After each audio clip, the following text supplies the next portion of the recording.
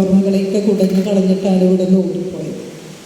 Okay, അപ്പോൾ ആദ്യമായി ഞാൻ ഈ പരിപാടിക്ക് ഈ ഒരു പരിപാടി നമ്മളോടൊപ്പം കുറേ അറിവുകൾ, പാട്ട് പാരമ്പര്യത്തെക്കുറിച്ചുള്ള കുറേ അറിവുകൾ പങ്കുവയ്ക്കുവാനായി എത്തിച്ചേർന്നിട്ടുള്ള പ്രിയപ്പെട്ട BK ഹരിനാരായണൻ മാഷ് കവിയാണ്, ഗാനരചയിതാവാണ്. ഇപ്പോഴും നമ്മുടെ മനസ്സിലുള്ള പൂവാടി തേടി പരന്നു നടന്ന ശലഭമായി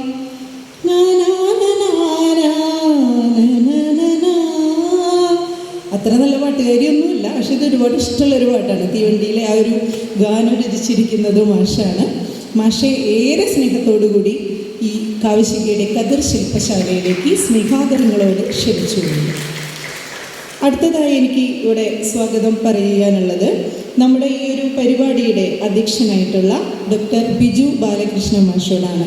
മാഷ് നമ്മുടെ സ്വന്തം ആൾ തന്നെയാണ്, കാവശ്യകയുടെ അംഗമാണ്, നമ്മോടൊപ്പം എല്ലാ കാര്യങ്ങൾക്കും ഒരുമിച്ചുള്ള മാഷാണ്. മാഷെ ഏറെ സ്നേഹാദരവോടെ ഈ പരിപാടിയിലേക്ക് സ്വാഗതം ചെയ്യുന്നു. അടുത്തതായി ഇവിടെ നമ്മോടൊപ്പം നമ്മുടെ പ്രിയപ്പെട്ട ജിനൻ മാഷ് എത്തിച്ചേർന്നിട്ടുണ്ട്. മാഷിൻ്റെ കവിത ചൊല്ലുന്നതിനുള്ള ആ ഒരു കഴിവും അതുപോലെ തന്നെ മാഷ് തന്നെ സ്വന്തമായി ട്യൂൺ ചെയ്ത് കവിതകൾ ചൊല്ലുന്നതൊക്കെ കാവശ്യകയിലൂടെ നമ്മൾ ഒരുപാട് കേട്ടിട്ടുള്ളതാണ്. നമ്മളിങ്ങനെ കേട്ടിരുന്നു പോകും. മാഷിൻ്റെ ആ വരികളും അതുപോലെ തന്നെയാണ്, വളരെ താളാത്മകമായിട്ട് അതിനെ ചൊല്ലുകയും ചെയ്യും. ചൊൽക്കവിതകളാണ് അധികവും മാഷ് എഴുതാറുള്ളത്. അപ്പോൾ മാഷെ ഏറെ സ്നേഹാദരങ്ങളോടെ ഈ ഒരു സെഷനിലേക്ക് സ്വാഗതം ചെയ്യുന്നു. അടുത്തതായി നമ്മുടെ ഇവിടെ കവിത ചൊല്ലിത്തന്ന നമ്മുടെ പ്രിയപ്പെട്ട കൃഷ്ണൻ മാഷിൻ്റെ കവിത ചൊല്ലുന്നതൊക്കെ നമുക്ക് എല്ലാവർക്കും അറിയുന്നതാണ്. നമ്മളിങ്ങനെ കേട്ടിരുന്നു പോവും അത്രയും. അപ്പോൾ അതുപോലത്തെ കവിത ചൊല്ലുന്നത് അത്രയും ഭാവമായിട്ട്, അല്ലെങ്കിൽ അതിൻ്റെ ഭാവം മുഴുവൻ ഉൾക്കൊണ്ടുകൊണ്ട് തീവ്രമായിട്ടാണ് കവിതയെ നമ്മൾ ചൊല്ലി അനുഭവിപ്പിക്കുന്നത്. മാഷേറെ സ്നേഹത്തോടു കൂടെ സ്വാഗതം ചെയ്യുന്നു. അതുപോലെ ഇനി ജയകുമാർ മാഷും സുമേഷ് മാഷും എത്തിച്ചേരാമെന്ന് ഏറ്റിട്ടുണ്ട്. ഇവിടെ അവരുടെ ഭാഗത്തിൽ അവരെ സ്വാഗതം ചെയ്യുകയാണ്. പിന്നീടുള്ളത് നന്ദി പറയാനായി ഇവിടെ എത്തിച്ചേർന്നിട്ടുള്ള പ്രിയപ്പെട്ട അനീഷാണ്. അനീഷ് നമ്മുടെ എല്ലാ കാവശ്യകയുടെ എല്ലാ ക്യാമ്പുകൾക്കും വളരെ ദൂരെ നിന്നും എത്തിച്ചേർന്ന് നമ്മോടൊപ്പം 2-3 ദിവസങ്ങളൊക്കെ ഒരുമിച്ച് നമ്മോടൊപ്പം ചിലവഴിക്കുന്ന ആളാണ്. പ്രിയപ്പെട്ട അനീഷിനെ ഏറെ സ്നേഹാദരങ്ങളോടെ സ്വാഗതം ചെയ്യുന്നു. ഈ അധ്യക്ഷ സ്ഥാനം വഹിക്കുന്നതിനായി പ്രിയപ്പെട്ട ബിജു മാഷെ ക്ഷണിക്കുന്നു.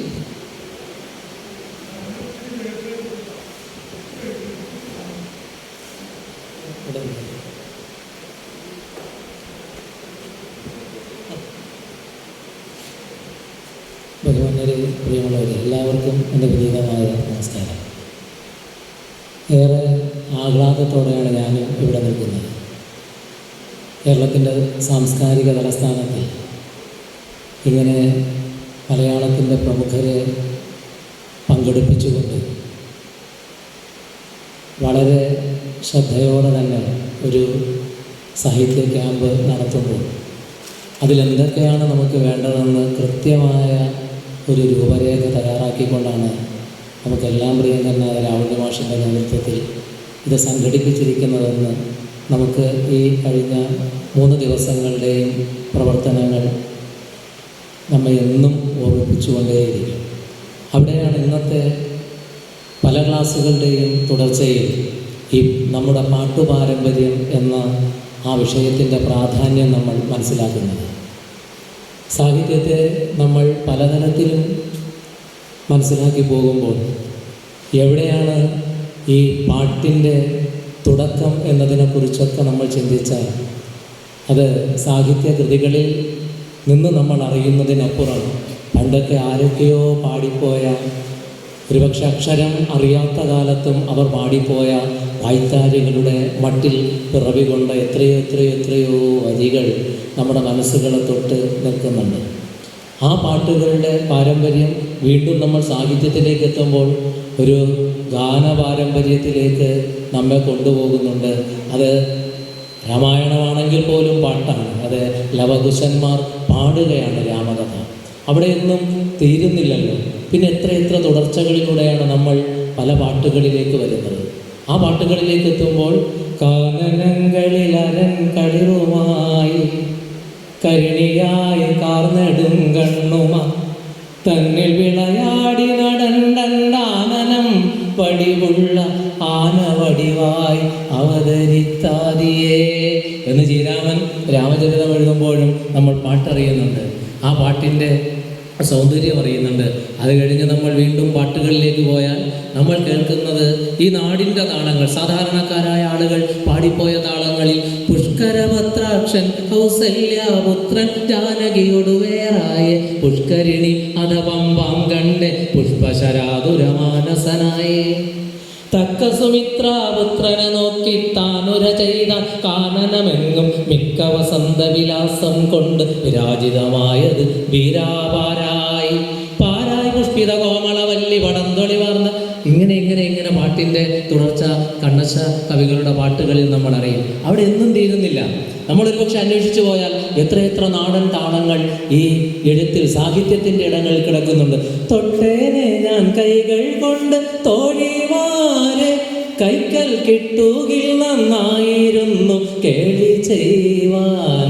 പണ്ടൊക്കെ നമ്മളെയൊക്കെ പഠിപ്പിച്ചപ്പോൾ മലയാള സാറന്മാരും ക്ലാസ്സിൽ നിന്ന് തൊട്ടേനെ ഞാൻ കൈകൾ കൊണ്ട് തോഴിമാരെ, നമ്മൾ പിന്നെ തൊട്ടുപോലും നോക്കാതെ പേടിച്ചു പോയിട്ടുണ്ടാവും. പക്ഷേ നമ്മുടെ ഈ പാട്ടുകളുടെ ആ സൗന്ദര്യം, തൊട്ടേനെ ഞാൻ കൈകൾ കൊണ്ട് തോഴിമാരെ കൈക്കൽ കിട്ടുകിൽ നന്നായിരുന്നു കേളി ചെയ്യുവാൻ.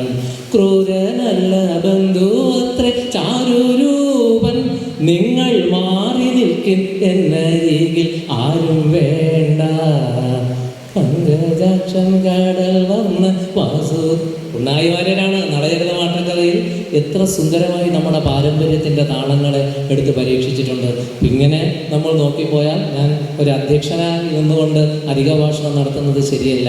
നല്ല ഇതിൽ കാര്യങ്ങളെക്കുറിച്ച് സംസാരിക്കാൻ പ്രമുഖരായ രണ്ടുപേർ നമ്മുടെ അരികിൽ തന്നെ വന്നിരിപ്പുണ്ട്. പക്ഷെ നമ്മുടെ പഠന വഴികളിൽ നമ്മളൊന്ന് അന്വേഷിച്ചു പോയാൽ ഈ പാട്ടു പാരമ്പര്യം ഇന്നും നമ്മൾ അറിയുന്നുണ്ട്.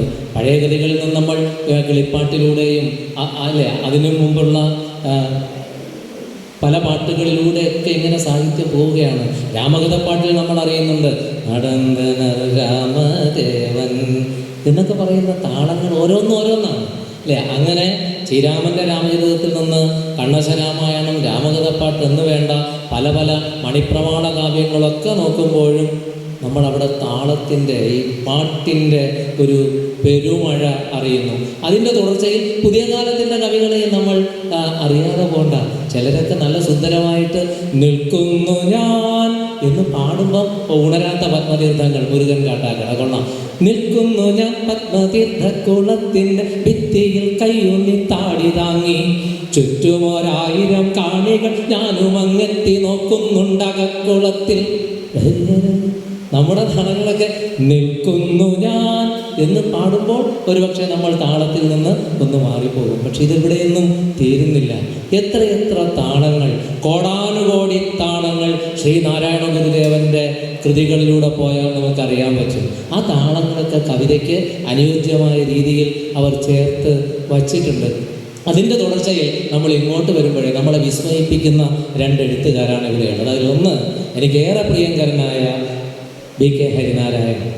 അന്തിവിണ്ണിലമ്പിളിക്കല കേൾക്കുമ്പോൾ തന്നെ നമ്മളൊന്ന് തുള്ളുന്നു. എന്തുകൊണ്ടാണ്? ഈ കുന്നംകുളത്തിനപ്പുറം തക്കിക്കാവിനടുത്തുള്ള കൊച്ചു സുന്ദരമായ ഗ്രാമത്തിൽ നിന്നാണ് അദ്ദേഹത്തിൻ്റെ കുട്ടിക്കാലത്തിൻ്റെ കരുത്ത്. ഞാനിപ്പോൾ ജോലി ചെയ്യുന്ന ശ്രീകൃഷ്ണ കോളേജിലെ ഫിസിക്സ് ഡിപ്പാർട്ട്മെൻറ്റിൽ മിടുക്കനായി പഠിച്ചു പോയ ഒരാളാണ്. ഫിസിക്സാണ് പഠിച്ചത്. പക്ഷേ നമ്മുടെ പാട്ടിൽ ഈ താളങ്ങളെയൊക്കെ ചേർക്കുന്നത് നിങ്ങൾക്ക് അറിയണമെങ്കിൽ അദ്ദേഹത്തിൻ്റെ ഓരോ പാട്ടും കേൾക്കുക. അദ്ദേഹം പാട്ട് എഴുതുമ്പോൾ ജീവാംശമായി താനേ എന്ന് നമ്മൾ കേട്ടുപോകും. പക്ഷെ ആ പാട്ടൊന്ന് കേട്ടു, അതിൻ്റെ ഭാഷയും ആ താളവും സംഗീതം ചെയ്യുന്നവർ കൊടുക്കുന്നതാണ്. പക്ഷെ അതിനനുസരിച്ച് വാക്കുകളെ എടുത്ത് ലയിപ്പിക്കാൻ കഴിയുന്നത് ഉള്ളിൽ നല്ല പദസമ്പത്തും അതുപോലെ തന്നെ ശബ്ദ അർത്ഥ സഹിതമായ ആ കാവ്യ പാരമ്പര്യത്തെക്കുറിച്ചുള്ള അവധാനതയാർന്ന അന്വേഷണവുമാണ് ഹരിനാരായണൻ എന്ന പാട്ടെഴുത്തുകാരനെ ഈ പാട്ടു പാരമ്പര്യത്തെക്കുറിച്ച് നമ്മളോട് സംസാരിക്കാൻ ഇവിടെ രാഹുൽ മാഷ് പ്രത്യേകം കൊണ്ടുവന്നിരിക്കുന്നത്. മാത്രമല്ല 2 തവണ ചലച്ചിത്ര ഗാനരചനയ്ക്ക് സംസ്ഥാന അവാർഡ് നേടിയ ഒരു എഴുത്തുകാരനാണ്. അദ്ദേഹത്തിൻ്റെ മറ്റു പാട്ടുകൾ നിങ്ങൾ നോക്കുക. ഓലങ്കാലി കുരുവി എന്ന് നമ്മൾ കേൾക്കുമ്പോൾ നമ്മൾ ആ കുരുവിക്കൊപ്പം നമ്മളും പോകുന്നുണ്ട്. അവിടെ ഒന്നും തീരുന്നില്ല. എത്ര പാട്ടുകൾ. നൂറ്റടപ്പൻ എന്ന കവിതാ സമാഹാരം എല്ലാം നമുക്ക് തരുന്നത് ആ പഴയ ആ പാരമ്പര്യത്തിൻ്റെ ഏറ്റവും പുതിയ ഒരു കരുത്തുറ്റ കണ്ണിയാണ്. പൊട്ടിപ്പോകാത്ത, നന്നായി തന്നെ വിളക്കി ചേർത്ത് വച്ചിരിക്കുന്ന ഒരു കണ്ണിയാണ്. അതുകൊണ്ട് നമ്മുടെ പാരമ്പര്യത്തെക്കുറിച്ച് മുരുക പുലിമുരുക എന്ന് പുലിമുരുകൻ്റെ പാട്ട് എഴുതുമ്പോഴും പുതിയ താള വട്ടങ്ങളിലൂടെയൊക്കെ പോകുമ്പോഴും ഒക്കെ ഇതിനെ രണ്ടിനെയും ലയിപ്പിക്കുന്ന ഒരു മാസ്മരികത ഈ പാട്ടെഴുത്തുകാരനുണ്ട്. പ്രിയപ്പെട്ട എൻ്റെ കൂട്ടുകാരൻ എന്ന് ഞാൻ അഭിമാനത്തോടെ പറയുന്ന ശ്രീ കെ ഹരിനാരായണനെ നമ്മളോട് ഈ നമ്മുടെ പാട്ട് പാരമ്പര്യത്തെക്കുറിച്ച് അത് ആ വിഷയത്തിൽ സംസാരിക്കുന്നതിന് വേണ്ടി, വിഷയത്തിൽ നിന്ന് സംസാരിക്കാനല്ല, പാട്ട് വർത്തമാനം തന്നെ നമ്മളോടൊപ്പം നടത്തുന്നതിന് വേണ്ടി സ്നേഹത്തോടെ ആദരവോടെ ക്ഷണിക്കുന്നു.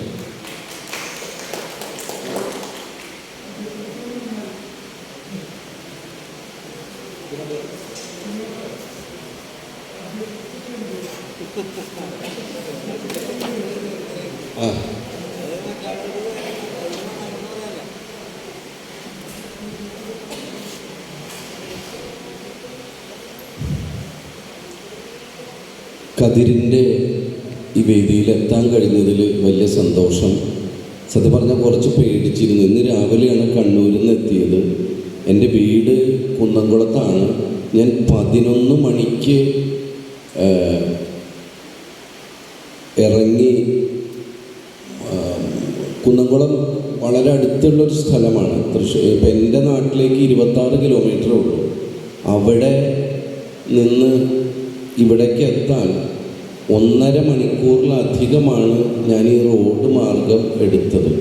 അപ്പം നമ്മളിപ്പോൾ റോട്ടിൽ പോകുമ്പോൾ പാട്ട് പാരമ്പര്യമല്ല, തെറിപ്പാട്ട് പാരമ്പര്യം ഓർമ്മിക്കേണ്ട ഒരവസ്ഥയിലാണ് നമ്മൾ റോഡുകളിലൊക്കെ നടക്കുന്നത്.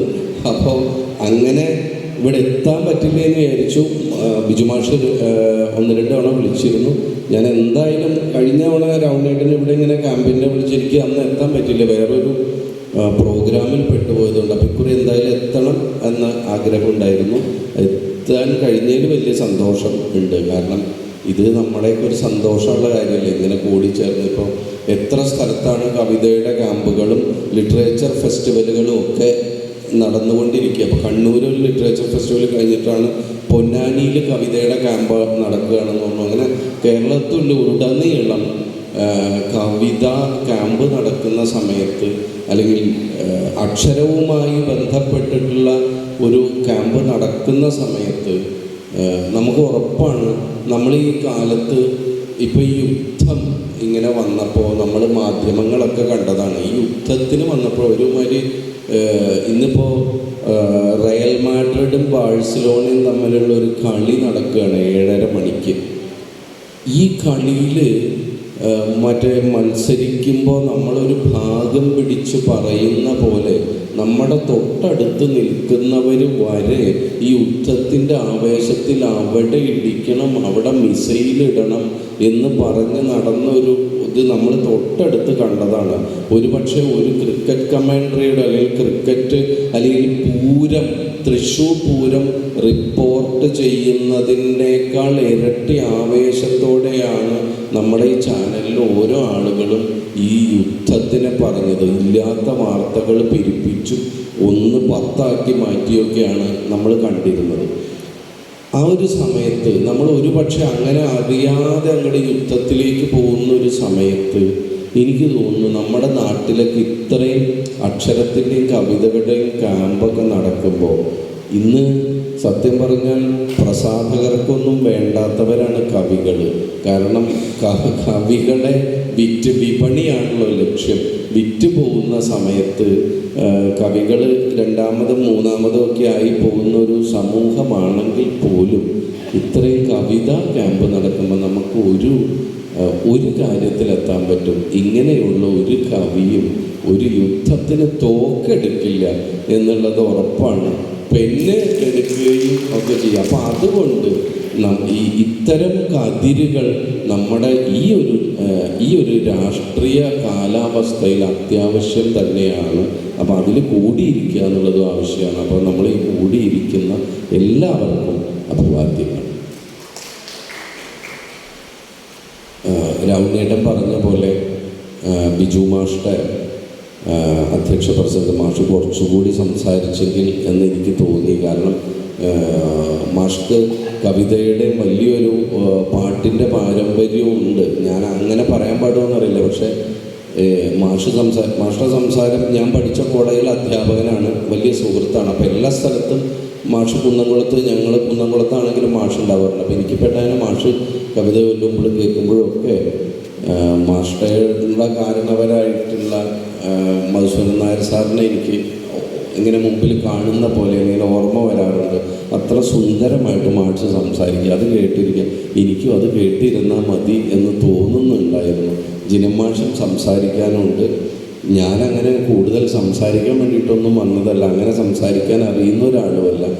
ഇവിടെ വരിക, ഇതിൽ പങ്കുകൊള്ളുക എന്നുള്ളത് മാത്രമാണ് എൻ്റെ ഒരു ധർമ്മം എന്നുള്ളത്. പിന്നെ പാട്ട് പാരമ്പര്യം എന്ന് പറഞ്ഞു കഴിഞ്ഞാൽ എടുത്ത പൊള്ളുന്നൊരു സബ്ജക്റ്റാണ്. എവിടെ തൊട്ടാലും എവിടുന്നാണെന്ന് തുടങ്ങേണ്ടത് എന്നുള്ളത് വലിയ ബുദ്ധിമുട്ടുള്ളൊരു കാര്യമാണ്. ഒരിക്കൽ ഞങ്ങളുടെ ഈ മലയാള സിനിമ പാട്ടെഴുതുകാരുടെ കൂട്ടത്തിൽ ഞങ്ങൾ തലമുതിർന്ന ഞങ്ങളുടെ ഒരു കൂട്ടത്തിലെ പ്രധാനി എന്ന് പറയുന്ന ഷിബു ചക്രവർത്തി ഒരിക്കൽ പറയുണ്ടായി, നമ്മളിപ്പോൾ എല്ലാ സ്ഥലത്തും ഈ യോഗകളും അങ്ങനത്തെ ക്യാമ്പുകളൊക്കെ നടക്കുന്ന ആളാണ്. മെഡിറ്റേഷൻ, എല്ലാവരും മെഡിറ്റേഷൻ ചെയ്യുന്നു. പോസിറ്റീവ് എനർജി, നെഗറ്റീവ് എനർജി, ഇത്തരം എനർജികളൊക്കെ മുമ്പേ ഉണ്ടായിരുന്നു എന്നറിയില്ല. ഇത്തരം പല വാക്കുകളും കേട്ടുകൊണ്ടിരിക്കുന്ന ഒരു കാലത്താണ്. അത് തെറ്റോ ശരിയോ അതല്ല ഞാൻ പറയുന്നത്. പക്ഷേ നമുക്കൊരാൾ മെഡിറ്റേറ്റ് ചെയ്യാൻ പറഞ്ഞിട്ട് 5 മിനിറ്റ് കണ്ണടച്ചിരിക്കാൻ പറഞ്ഞാൽ പറ്റില്ല. പക്ഷേ ഒരു പാട്ട് കേട്ട് കഴിഞ്ഞാൽ നമുക്ക് 5 മിനിറ്റ് വേണമെങ്കിൽ സുഖമായിട്ട് കണ്ണടച്ചിരിക്കാൻ പറ്റും. ഇതിൻ്റെ ഒരു കാര്യം പക്ഷേ പാട്ട് എന്ന് പറയുന്നത് വളരെ അൺറിയലായിട്ടുള്ള, പാട്ട് സത്യമല്ല എന്നല്ല പറയുന്നത്, ഒരു അൺറിയലായിട്ടുള്ള ഒരു പ്രതലത്തിൽ സൃഷ്ടിക്കപ്പെടുന്നതാണ്. പക്ഷേ ഇത്ര കണ്ട് ഏതോ കാലമായിട്ട് മനുഷ്യനെ സ്വാധീനിച്ചിട്ടുള്ള ഒന്നാണ് പാട്ട് എന്ന് പറയുന്നത്. ഇപ്പോൾ ഒരു അമ്മ കുട്ടിയെ താരാട്ട് പാടുമ്പോൾ ആദ്യത്തെ പാട്ട് എന്നാണ് ഉണ്ടായത് എന്നൊക്കെ ചോദിച്ചു കഴിഞ്ഞാൽ ഒരു പക്ഷേ ഒരമ്മ ഒരു കുട്ടിയെ ഉറക്കേണ്ട അവസ്ഥ വരുമ്പോൾ ആ അമ്മ ആ കുട്ടിയെ നെഞ്ചോട് ചേർത്തിട്ട് അതിൻ്റെ പുറത്ത് കൊട്ടി നമുക്കറിയാത്ത ഭാഷയിൽ, കുട്ടി ഭാഷ മനസ്സിലാവുന്ന ഒരാളല്ല, പക്ഷെ ആ അമ്മ ഒരുപക്ഷെ ഭൂമിയിൽ ആദ്യത്തെ അമ്മ ആ കുട്ടിയെ പാടി തട്ടി ഉറക്കുന്ന സമയത്തുണ്ടായതായിരിക്കാം നമ്മുടെ ചരിത്രത്തിൽ അല്ലെങ്കിൽ ലോകത്തിലെ ഏറ്റവും ആദ്യത്തെ പാട്ട് എന്ന് വിശ്വസിക്കാൻ ഇഷ്ടപ്പെടുന്ന ഒരാളാണ് ഞാൻ. ആ അമ്മ എന്ന് പറയുന്നത് മനുഷ്യസ്ത്രീ ആവണമെന്നില്ല, ഏതെങ്കിലും കിളിയാവാം, ഏതെങ്കിലും സസ്തനിയാവാം. തൻ്റെ കുഞ്ഞിന് വേണ്ടിയിട്ട് ഒരമ്മ പാടിയ പാട്ടായിരിക്കാം നമ്മുടെ ഈ പ്രപഞ്ചത്തിലെ ആദ്യത്തെ പാട്ട് എന്ന് വിശ്വസിക്കാനാണ് ഞാൻ ഇഷ്ടപ്പെടുന്നത്. അപ്പോൾ പക്ഷേ ഇതൊരു ചരിത്രപരമായിട്ട് മാറ്റിയപ്പോൾ മാഷ് പറഞ്ഞ പോലെ പാട്ട് സാഹിത്യവും രാമചരിതവും കണ്ണശരാമായണവും തിരുനിഴൽമാലയും രാമകഥയും ഇത്തരത്തിലുള്ള പാട്ട് പാരമ്പര്യങ്ങളെക്കുറിച്ച് മാഷ് പറഞ്ഞു. ഈ പാരമ്പര്യത്തിന് പുറത്തും പാട്ടുകളുണ്ടായിട്ടുണ്ട്. കാരണം കല്ലുടയ്ക്കുന്നവൻ്റെയും പാടത്ത് പണിയെടുക്കുന്നതിൻ്റെയും കഷ്ടപ്പെടുന്നവൻ്റെയും ഭാരം വലിക്കുന്നവൻ്റെയും മെതിക്കുന്നവൻ്റെയും കൊയ്യുന്നവൻ്റെയും ഒക്കെ ഈ വിശന്ന് എരിയുന്ന വേല ചെയ്ത് തളരുന്നവന് ഒരു തെന്നൽ പോലെ അല്ലെങ്കിൽ ആ വിശപ്പ് മാറ്റാൻ വേണ്ടിയിട്ടും പാട്ട് വന്നിട്ടുണ്ടെന്ന് തോന്നുന്നു. അപ്പം അങ്ങനെ ഒരു പാട്ട് സാഹിത്യ ചരിത്രത്തെ പറ്റി പറയുമ്പോൾ അത് പറഞ്ഞ് ഇവിടെ ഇങ്ങനെ നിന്ന് സംസാരിച്ച് പോവുക എന്ന് പറയുന്നത് ബുദ്ധിമുട്ടാണ്. എനിക്ക് പാട്ട് എന്ന് കേൾക്കുമ്പോൾ ആദ്യം ഓർമ്മ വരുന്ന ഒരു കാര്യം എന്ന് പറയുന്നത് MT വാസുദേവൻ നായർ MT സാറായിട്ട് ദുബായിലൊരു പരിപാടിക്ക് പോയപ്പോൾ ഒരുമിച്ച് അടുത്തടുത്തുള്ള റൂമിലായി. അപ്പം അങ്ങനെ അദ്ദേഹത്തിന് പരിചയപ്പെട്ടു. വേറെ ആരും അക്കോമഡേഷൻ ചെയ്തതിൽ വേറെ ആരുമില്ല. കുറച്ച് കഴിഞ്ഞപ്പോൾ അദ്ദേഹം സംസാരിക്കാൻ തുടങ്ങി. നമ്മുടെ കറണ്ട് ബുക്സിൻ്റെ പെപ്പിൻ തോമസും ഉണ്ടായിരുന്നു. അപ്പോൾ സംസാരിക്കാൻ തുടങ്ങി. കുറച്ച് കഴിഞ്ഞ് അദ്ദേഹം പാട്ടിലേക്ക് വന്നു. അപ്പം അങ്ങനെ പാട്ട് എഴുതുന്ന ആളാണ് എന്നൊക്കെ പറഞ്ഞപ്പോൾ അദ്ദേഹം എന്നോടൊരു കഥ പറഞ്ഞു. അത് ഭാസ്കരൻ മാഷെ കുറിച്ചിട്ടുള്ള കഥയാണ്. ഈ നഗരമേ നന്ദി എന്ന് പറയുന്ന സിനിമയിൽ MD ആണ് സ്ക്രിപ്റ്റ്, തിരക്കഥ. അപ്പോൾ ഇവർ വലിയ അടുപ്പാണ്. അപ്പോൾ MD എന്നോട് പറഞ്ഞത് എന്താണെന്ന് വെച്ചാൽ, താനിപ്പോൾ എൻ്റെ മുമ്പിൽ ഇങ്ങനെ വർത്തമാനം കേട്ടിരിക്കുന്നില്ലേ, ആ ഇരിക്കുന്ന പോലെ ഞാൻ ഭാസ്കരൻ മാഷ്ട മുമ്പിൽ ഇരിക്കുകയായിരുന്നു. അപ്പോൾ മഞ്ഞണി പൂനിലാവ് പേരാറ്റിൻ കടവിങ്കൽ മഞ്ഞളരച്ചു വച്ചു നീരാടുമ്പോൾ എന്ന പാട്ട് മഞ്ഞണി പൂനിലാവ് എഴുതി കഴിഞ്ഞ് MDക്ക് കൊടുത്തു. അപ്പോൾ MD ഇങ്ങനെ നോക്കി. അപ്പോൾ MDയുടെ മുഖത്തൊരു സംശയം ഇങ്ങനെ കാണുന്നുണ്ട്. അപ്പോൾ ഇങ്ങനെ ചോദിച്ചു, ഇത്ര ഭാസ്കരൻ മാഷ് ചോദിച്ചു, എന്താ വാസു, എന്തെങ്കിലും സംശയമുണ്ടോ? ഈ തിരക്കഥയായിട്ട്, വാസു എഴുതിയ തിരക്കഥയായിട്ട് ഇത് യോജിക്കുന്നില്ലേ? ഇല്ല, കുഴപ്പമൊന്നുമില്ല പക്ഷേ നന്നായിട്ട്. അല്ല, എന്താ വാസുവിനൊരു സംശയം പോലെ ചോദിച്ചു. അപ്പം അതിലൊരു വരി, താനിയൂരമ്പലത്തിൽ കഴകക്കാരനെ പോലെ താമര മാലയുമാ ചിഹ്നമെത്തുമ്പോൾ. പാടാൻ അറിയുന്ന ആളല്ല, ആവേശത്തിൽ പറഞ്ഞു പോയതാണ്, പറഞ്ഞത് പാട്ടായതാണ്. അപ്പോൾ താനിയൂരമ്പലത്തിൽ കഴകക്കാരനെ പോലെ താമരമാലയുമായി ചിഹ്നമെത്തുമ്പോൾ എന്ന് കണ്ടപ്പോൾ ഇങ്ങനെ നോക്കിയിട്ട് ചോദിച്ചു, അല്ല മാഷേ, ഈ താനിയൂരമ്പലം എവിടെയാണ്? അത് വാസുവിൻ്റെ നാട്ടിൽ ഒക്കെ ഉള്ളൊരു അമ്പലല്ലേ, കുമ്പിടിയോ ആ ഭാഗത്തൊക്കെ ഉള്ളൊരു അമ്പലല്ലേ ചോദിച്ചു. അല്ല അതെ, പക്ഷെ അത് എവിടെയാ മാഷേ ചോദിച്ചു. അല്ല വാസുവിന് അത് ആ ഭാഗത്തുള്ളൊരു അമ്പലമാണെന്ന് തോന്നിയില്ലേ ചോദിച്ചു. ഓവ്, പക്ഷെ അത് എവിടെയാണെന്ന് മനസ്സിലാവുന്നില്ല.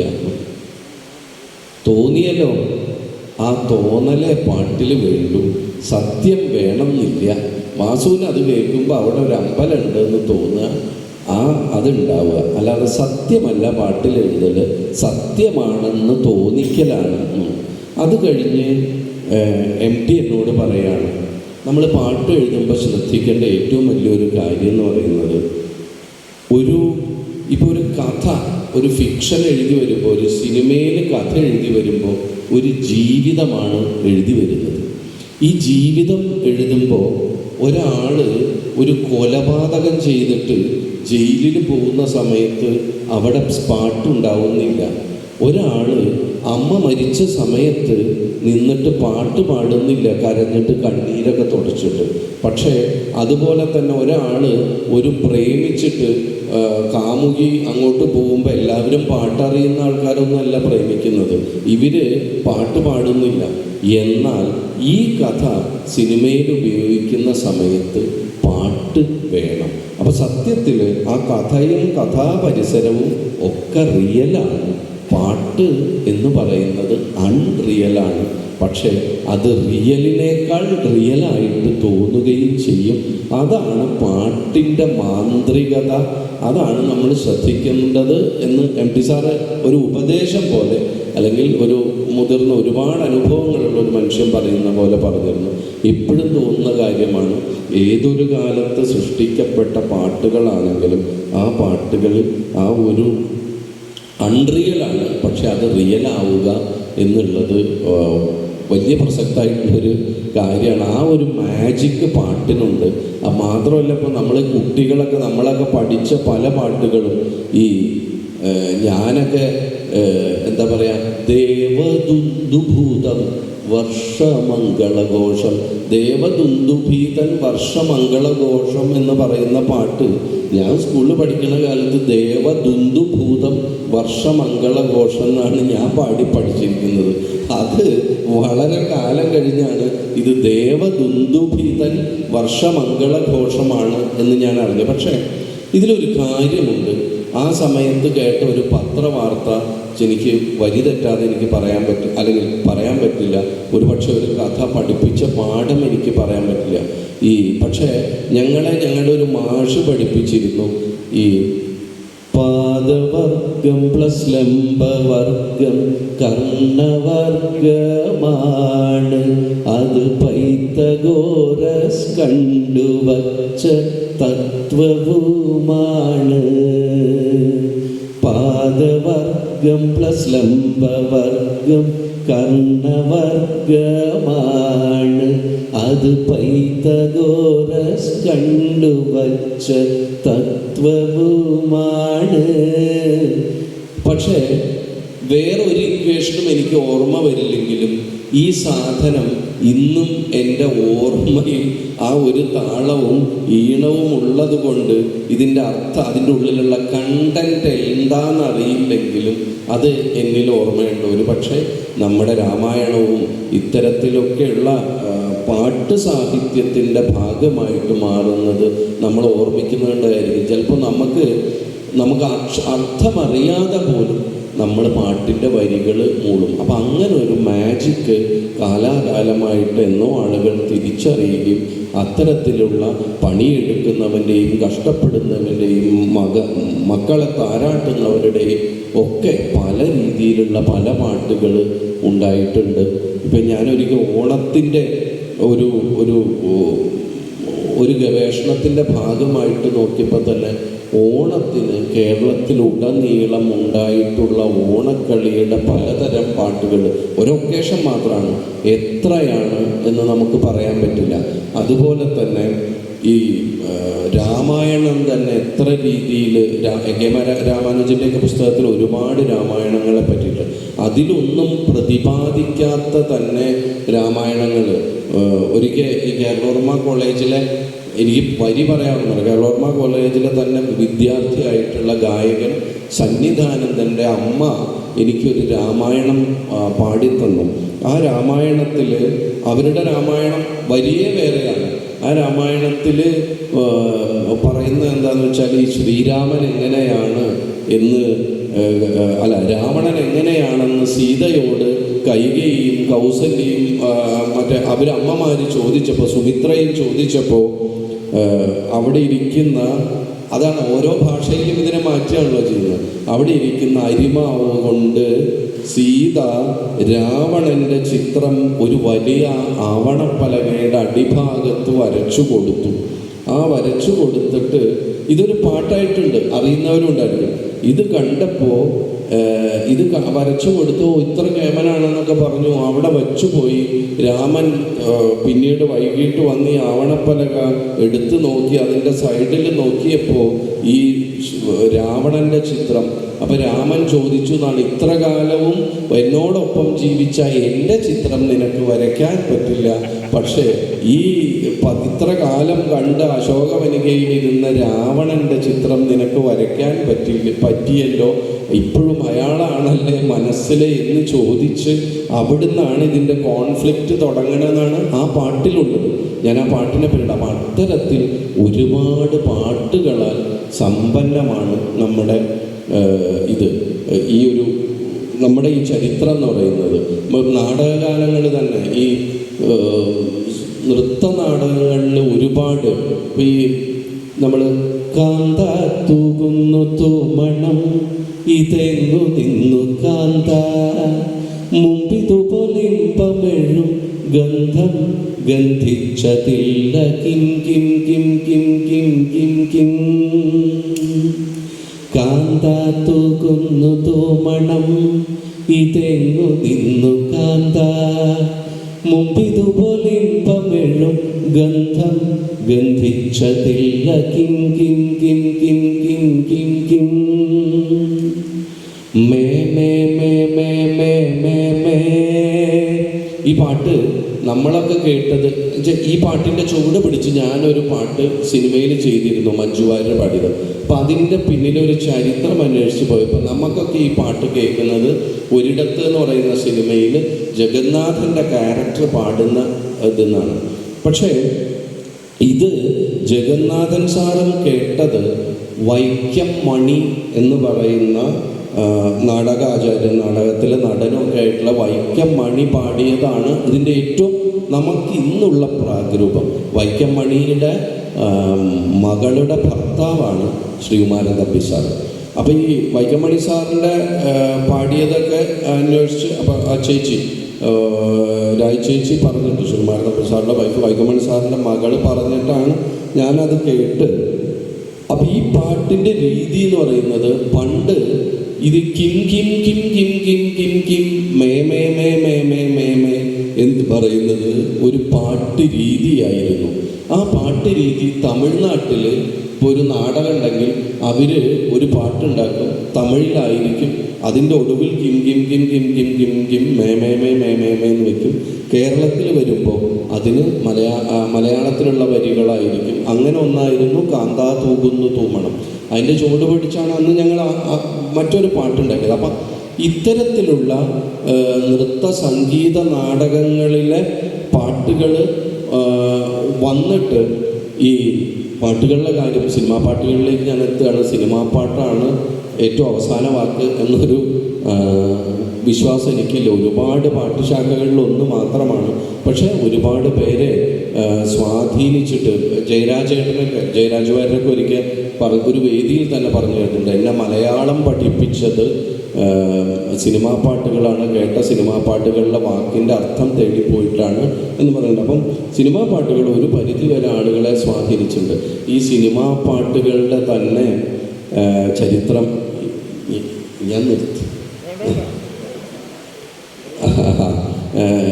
ചരിത്രം അന്വേഷിച്ച് പോകുമ്പോൾ ഈ ഇത്തരത്തിലുള്ള നാടകങ്ങൾ ഈ നൃത്ത സംഗീത നാടകങ്ങൾ ഇവിടെ സെബാസ്റ്റ്യൻ കുഞ്ഞു ഭാഗവതനും ഓച്ചിറ വേലുക്കുട്ടിയും ഒക്കെ ഉള്ളവർ ചെയ്തിരുന്ന നൃത്ത നാടകങ്ങളും ആ നൃത്ത നാടകങ്ങളിലെ പാട്ടും ഞാൻ എവിടെയോ വായിച്ചിട്ടുണ്ട്. എനിക്കതിൻ്റെ യാഥാർത്ഥ്യം അറിയില്ല. ഈ സെബാസ്റ്റ്യൻ കുഞ്ഞു ഭാഗവതരും ഓച്ചിറ വേലുക്കുട്ടിയും തമ്മിൽ തെറ്റിയ ഒരു സമയത്ത്, ഈ നൃത്ത നാടകം അവർ ചെയ്യുന്ന സമയത്ത് പരസ്പരം തെറ്റിയ ഒരു സമയത്ത് ഈ ഓച്ചിറ വേലുക്കുട്ടി സ്ത്രീവേഷമാണല്ലോ ചെയ്യുന്നത്, സെബാസ്റ്റ്യൻ കുഞ്ഞു ഭാഗവതർ പുരുഷവേഷം. അപ്പോൾ പകരത്തിന് ഒരാളെ നോക്കിയിട്ട് ആരോ പറഞ്ഞു പാട്ട് പാടാൻ അറിയുന്ന ഒരാളാണ്, ചവിട്ട് നാടകം ആണ് അദ്ദേഹം ചെയ്യുന്നത് എന്ന് പറഞ്ഞ് വേണമെങ്കിൽ നോക്കാമെന്ന് പറഞ്ഞ് ആ വ്യക്തിയെ കൊണ്ടുവന്നപ്പോൾ അദ്ദേഹം കൊച്ചി ഭാഗത്തുള്ള ഒരാളാണ്. അപ്പം ഇതിൽ അന്നത്തെയൊക്കെ ഭാഷ എന്ന് പറയുന്നത് തന്നെ ഈ നൃത്ത നാടകങ്ങളിലെ ഭാഷ സംസ്കൃതമൊക്കെ ചേർത്ത് എല്ലാം ചേർന്ന് മിക്സ് ചെയ്ത് വരുന്ന മണിപ്രവാള സ്വഭാവം, അങ്ങനെ പറയാൻ പറ്റുമെന്ന് അറിയില്ലെങ്കിലും അത് വരുന്ന ഭാഷയാണ്. അപ്പോൾ ഈ പുതിയ ആൾ പാടാൻ വന്ന ആൾ വന്നപ്പോൾ അങ്ങേർക്ക് പറയുമ്പോൾ ഒക്കെ ഈ കൊച്ചി സ്ലാങ് വരികയായിരുന്നു അത്ര പാടുന്ന സമയത്ത് ഈ പാട്ടിന്. എന്നിട്ട് ആ മലയാളം, ആ കൊച്ചി സ്ലാങ് ഈ കഥാപാത്രത്തിന് അത് പറ്റൂല. അപ്പോൾ അത് മാറ്റി എത്രയോ കുറച്ച് കാലമെടുത്ത് ഈ ഓച്ചിറ വേലുക്കുട്ടി അത് പഠിപ്പിച്ച് പിന്നീട് അദ്ദേഹത്തിനെ വെച്ചിട്ട് ആ നാടകം കളിച്ചു എന്ന്. ആ വ്യക്തിയുടെ പേരാണ് അഗസ്റ്റിൻ ജോസഫ്, നമ്മുടെ യേശുദാസിൻ്റെ അച്ഛനായിട്ടുള്ള അഗസ്റ്റിൻ ജോസഫ്. അപ്പം അങ്ങനെ വലിയ നാടകങ്ങളിൽ മുഴുവൻ പാട്ട് പാരമ്പര്യം ആയിരുന്നു. ആ സമയത്താണ് 1937 കാലത്ത് ഈ നമ്മുടെ തിരുവനന്തപുരം ആ തെക്കൻ ഭാഗത്ത് നാഗർകോവിൽ ഭാഗത്തുള്ള സുന്ദരം പിള്ള അങ്ങനെ ഒരു വ്യക്തിക്ക് ഒരു കഥ ഉണ്ടാക്കി. അദ്ദേഹം കഥ ഹൈദരാബാദിനടുത്ത് എവിടെയോ സംഭവിച്ച ഒരു റിയൽ സംഭവമാണ്. ഈ സംഭവം എടുത്തിട്ട് അദ്ദേഹം ഒരു കഥയാക്കി എഴുതി വിധിയും മിസിസ് നായരും എന്ന പേര് കൊടുത്തു. ഇദ്ദേഹത്തിന് ഇത് സിനിമയാക്കണമെന്ന ആഗ്രഹം. അപ്പം അന്ന് സിനിമാ മുതലാളിമാർ ഇവിടെ അങ്ങനെ ഇതാവാത്ത കാലമാണ്. ഇദ്ദേഹം സേലത്തുള്ള ഒരു സുന്ദരം മുതലാളിയെ പോയി കണ്ടിട്ട് ഈ കഥ കൊടുത്തു, ഇത് സിനിമയാക്കണം എന്ന് പറഞ്ഞു. അദ്ദേഹം തന്നെ തിരക്കഥയൊക്കെ എഴുതി ഈ സിനിമ ഉണ്ടാവാൻ ഭാവിച്ചു. അപ്പം നടീനടന്മാരെയൊക്കെ കണ്ടുവച്ചു. അങ്ങനെ ഒരു നായിക വന്നു. അപ്പം ഇദ്ദേഹത്തിനൊരു നിർബന്ധം, ഞാൻ തന്നെ നായകനാവണം. അങ്ങനെ ഇദ്ദേഹം നായകനായി ഒരു നായികയായി സിനിമ ഷൂട്ടിംഗ് തുടങ്ങി 4-ാമത്തെ ദിവസം നായകൻ നായികയും സ്ക്രിപ്റ്റ് കൊണ്ടിട്ട് ഒളിച്ചോടി. പിന്നെ എന്ത് ചെയ്യണമെന്നറിയില്ല. പ്രൊഡ്യൂസർ ഇത്രയും പൈസ ഇറക്കുകയും ചെയ്തു. അങ്ങനെ അപ്പോൾ അന്ന് എനിക്ക് തോന്നുന്നു സെബാസ്റ്റ്യൻ കുഞ്ഞു ഭാഗവതരുടെ സഹോദരനായിട്ടുള്ള ആലപ്പി വിൻസെൻ്റ്, അങ്ങനെ അദ്ദേഹം ഇവരുടെ കൂടെ ഉണ്ടായിരുന്നു. അപ്പോൾ മലയാളം അറിയുന്ന ഒരാൾ എന്നുള്ള നിലയ്ക്ക് അദ്ദേഹത്തിനെ ഏൽപ്പിച്ചു. അദ്ദേഹം വന്നിട്ട് അന്ന് കേരളത്തിൽ നൃത്തനാടകങ്ങളെ ഉള്ളൂ ഇവിടെ. അങ്ങനെ സെബാസ്റ്റ്യൻ കുഞ്ഞു ഭാഗവതരെ പോയി വന്ന് കണ്ടപ്പോൾ പറഞ്ഞു, ഇതിങ്ങനെ ഒരു സിനിമയുണ്ട്, ഇതിങ്ങനെ പകുതി പൈസയൊക്കെ ഇറങ്ങി നിൽക്കുകയാണ്, നടനും നായകനും കൂടി ഓടിപ്പോയി, ഇങ്ങനെ ഒരു കഥയാണുള്ളത്, ഇതൊന്ന് മുന്നോട്ട് പോകാനുള്ള ഒരു വഴി വേണമെന്ന് പറഞ്ഞു. അപ്പോൾ ഈ സെബാസ്റ്റ്യൻ കുഞ്ഞു ഭാഗവതർ ആലോചിച്ചിട്ട് പറഞ്ഞു, ഞങ്ങളുടെ ഒപ്പം എഴുതുന്ന ആളുകളൊക്കെ ഈ പുരാണ നാടകങ്ങൾ എഴുതുന്നതാണ്, ഇതൊരു കമേഴ്സ്യൽ സംഭവമാണ്. കമേഴ്സ്യൽ സംഭവം എഴുതുന്ന ഒരു ചെറുപ്പക്കാരൻ ഇവിടെ അടുത്ത് തന്നെയുണ്ട്. അയാൾ പല ഒന്ന് രണ്ട് നാടകങ്ങൾ എഴുതിയിട്ടുണ്ട്. മാത്രമല്ല അയാൾ ഒരു കഥകളി ആട്ടക്കഥയും എഴുതിയിട്ടുണ്ട്. അപ്പം അയാളെ പോയി കാണാം എന്ന് പറഞ്ഞു. അങ്ങനെ അയാളെ ഏൽപ്പിച്ചു. അയാളോട് ഈ കഥ പറഞ്ഞപ്പോൾ അയാൾ പറഞ്ഞു, ഈ കഥയൊന്നും നടപടിയാവില്ല, വേറെ ഇത് ഉപയോഗിക്കാമെന്ന് പറഞ്ഞു. അങ്ങനെ അദ്ദേഹം പിന്നെ ഒരു കഥ എഴുതാൻ തുടങ്ങി. അപ്പം അന്നൊക്കെ ഈ സിനിമ ഇവർക്കൊന്നും വശമില്ല, സിനിമയുടെ തിരക്കഥ. ഈ നാടകത്തിലെ കഥയാണ്, രംഗങ്ങളാണ് എഴുതുന്നത്. അപ്പം ഈ മുതലാളി പറഞ്ഞു, അത് പറ്റില്ല, ഷൂട്ട് ചെയ്യാൻ പറ്റില്ല, ഇത്ര ലെങ്ത്തിലുള്ളത് പറ്റില്ല, ചെറിയ ചെറിയ സീനുകളാക്കണം. അപ്പം ഈ ചെറിയ ചെറിയ സീനുകളാക്കാൻ ഈ വ്യക്തിക്ക് അത്ര ഇത് പോരാ. അപ്പം അദ്ദേഹം എന്ത് ചെയ്തെന്നറിയോ, ഒരു സീൻ കുറച്ച് കഴിയുന്ന സമയത്ത് ഒരു പാട്ട് വെച്ചു. ഇപ്പോൾ ഒരു ബ്രേക്ക് വരുമല്ലോ, അടുത്ത സീൻ കഴിയുമ്പോൾ അടുത്ത പാട്ട് വെച്ചു. അങ്ങനെ തിരക്കഥ മുഴുവൻ എഴുതി കഴിഞ്ഞപ്പോൾ 23 പാട്ടുകളായി അതിൽ. അങ്ങനെ അത് വെച്ച് ഷൂട്ട് ചെയ്തു. അപ്പോൾ ഈ ഷൂട്ട് ചെയ്ത സമയത്ത് ഈ പാട്ടുകൾ അന്നൊന്നും പിന്നണി ഗാനമല്ല, അവർ തന്നെ പാടുകയാണ്. അപ്പോൾ പാടാൻ വേണ്ടിയിട്ട് നമ്മുടെ കോട്ടക്കിലെ PSP പരമശിവവിലാസം നാട്യസംഘത്തിൽ നിന്ന് ഒരാളെ കൊണ്ടുവന്നു, കുഞ്ചു നായർ എന്ന് പറയുന്ന ആൾ.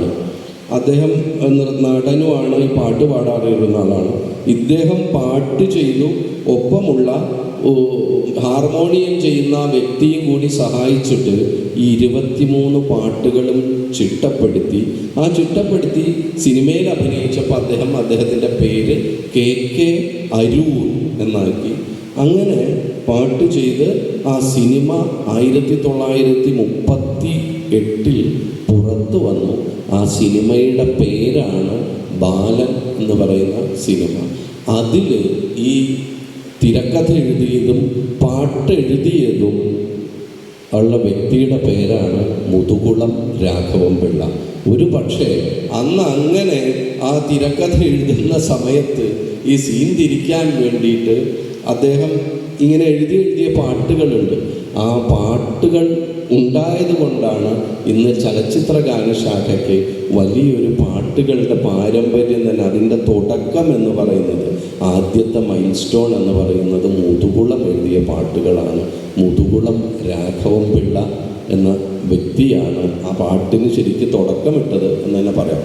അപ്പോഴും ആ കാലത്തും നമ്മൾ ഈ പാട്ട് എഴുത്തൊക്കെ ഇങ്ങനെ ഏതെങ്കിലും ഇപ്പോൾ പല പാട്ട്, ഇപ്പോൾ ജാതകദോഷത്തിലെ എന്നൊക്കെ പറഞ്ഞിട്ടുള്ള പാട്ട് തേയിലത്തോട്ടത്തിലെ എന്ന് പറയുന്ന ഏതോ തമിഴ് പാട്ടിൻ്റെ രീതിയിലായിരുന്നു.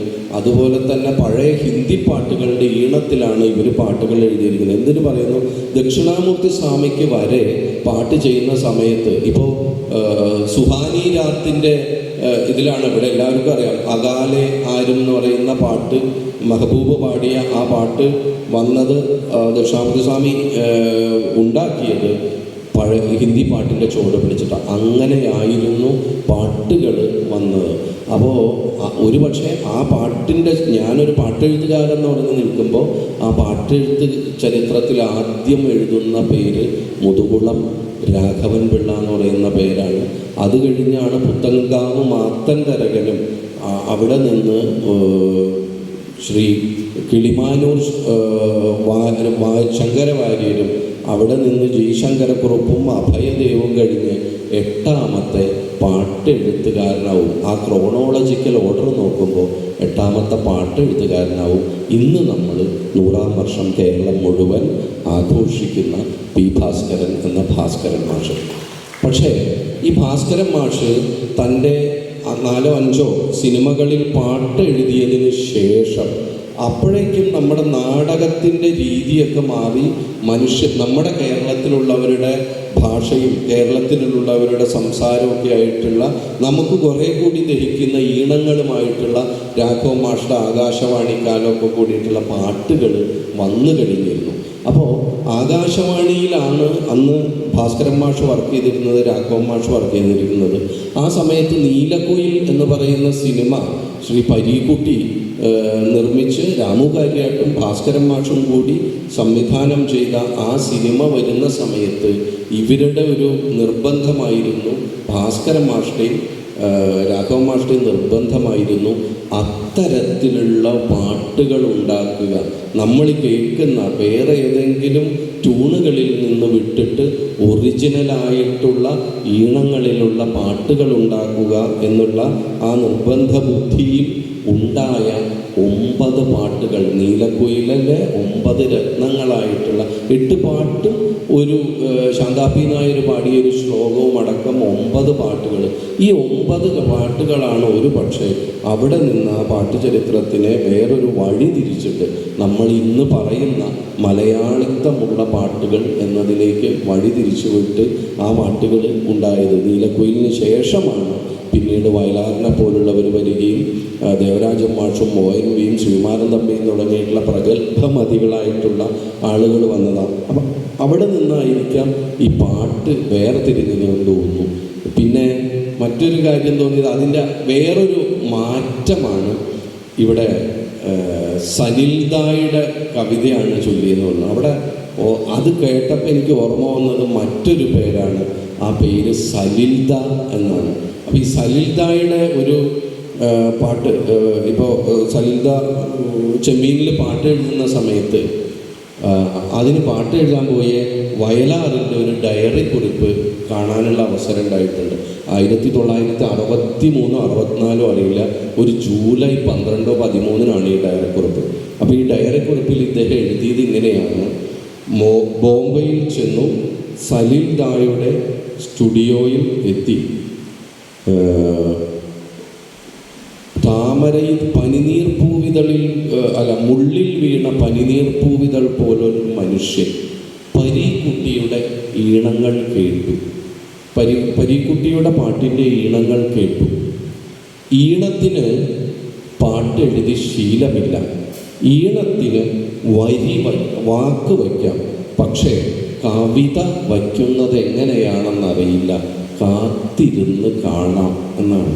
നിങ്ങൾ ഇപ്പോഴും കേൾക്കുക. ഇപ്പോഴും ഞാൻ ആലോചിക്കാറുണ്ട്, എൻ്റെ നാട്ടിൽ ഈ പെരുന്നാളിൻ്റെ സീസൺ ഒക്ടോബറിലൊക്കെ കഴിയുമ്പോൾ പെരുന്നാളിന് അടിച്ചുപൊളി പാട്ട് പാടും. ഈ അടിച്ചുപൊളി പാട്ട് പാടുന്നത് 2 പാട്ടാണ് പ്രധാനമായിട്ട് പാടുക. ഒന്ന് ഇപ്പോൾ നമ്മുടെ ഇല്ലുമിനാറ്റി എന്ന് പറയുന്ന പാട്ടാണ് ഈ കഴിഞ്ഞ പെരുന്നാളിന് പാടിയത്. അതിങ്ങനെ ഓരോ തവണയും മാറിക്കൊണ്ടിരിക്കും.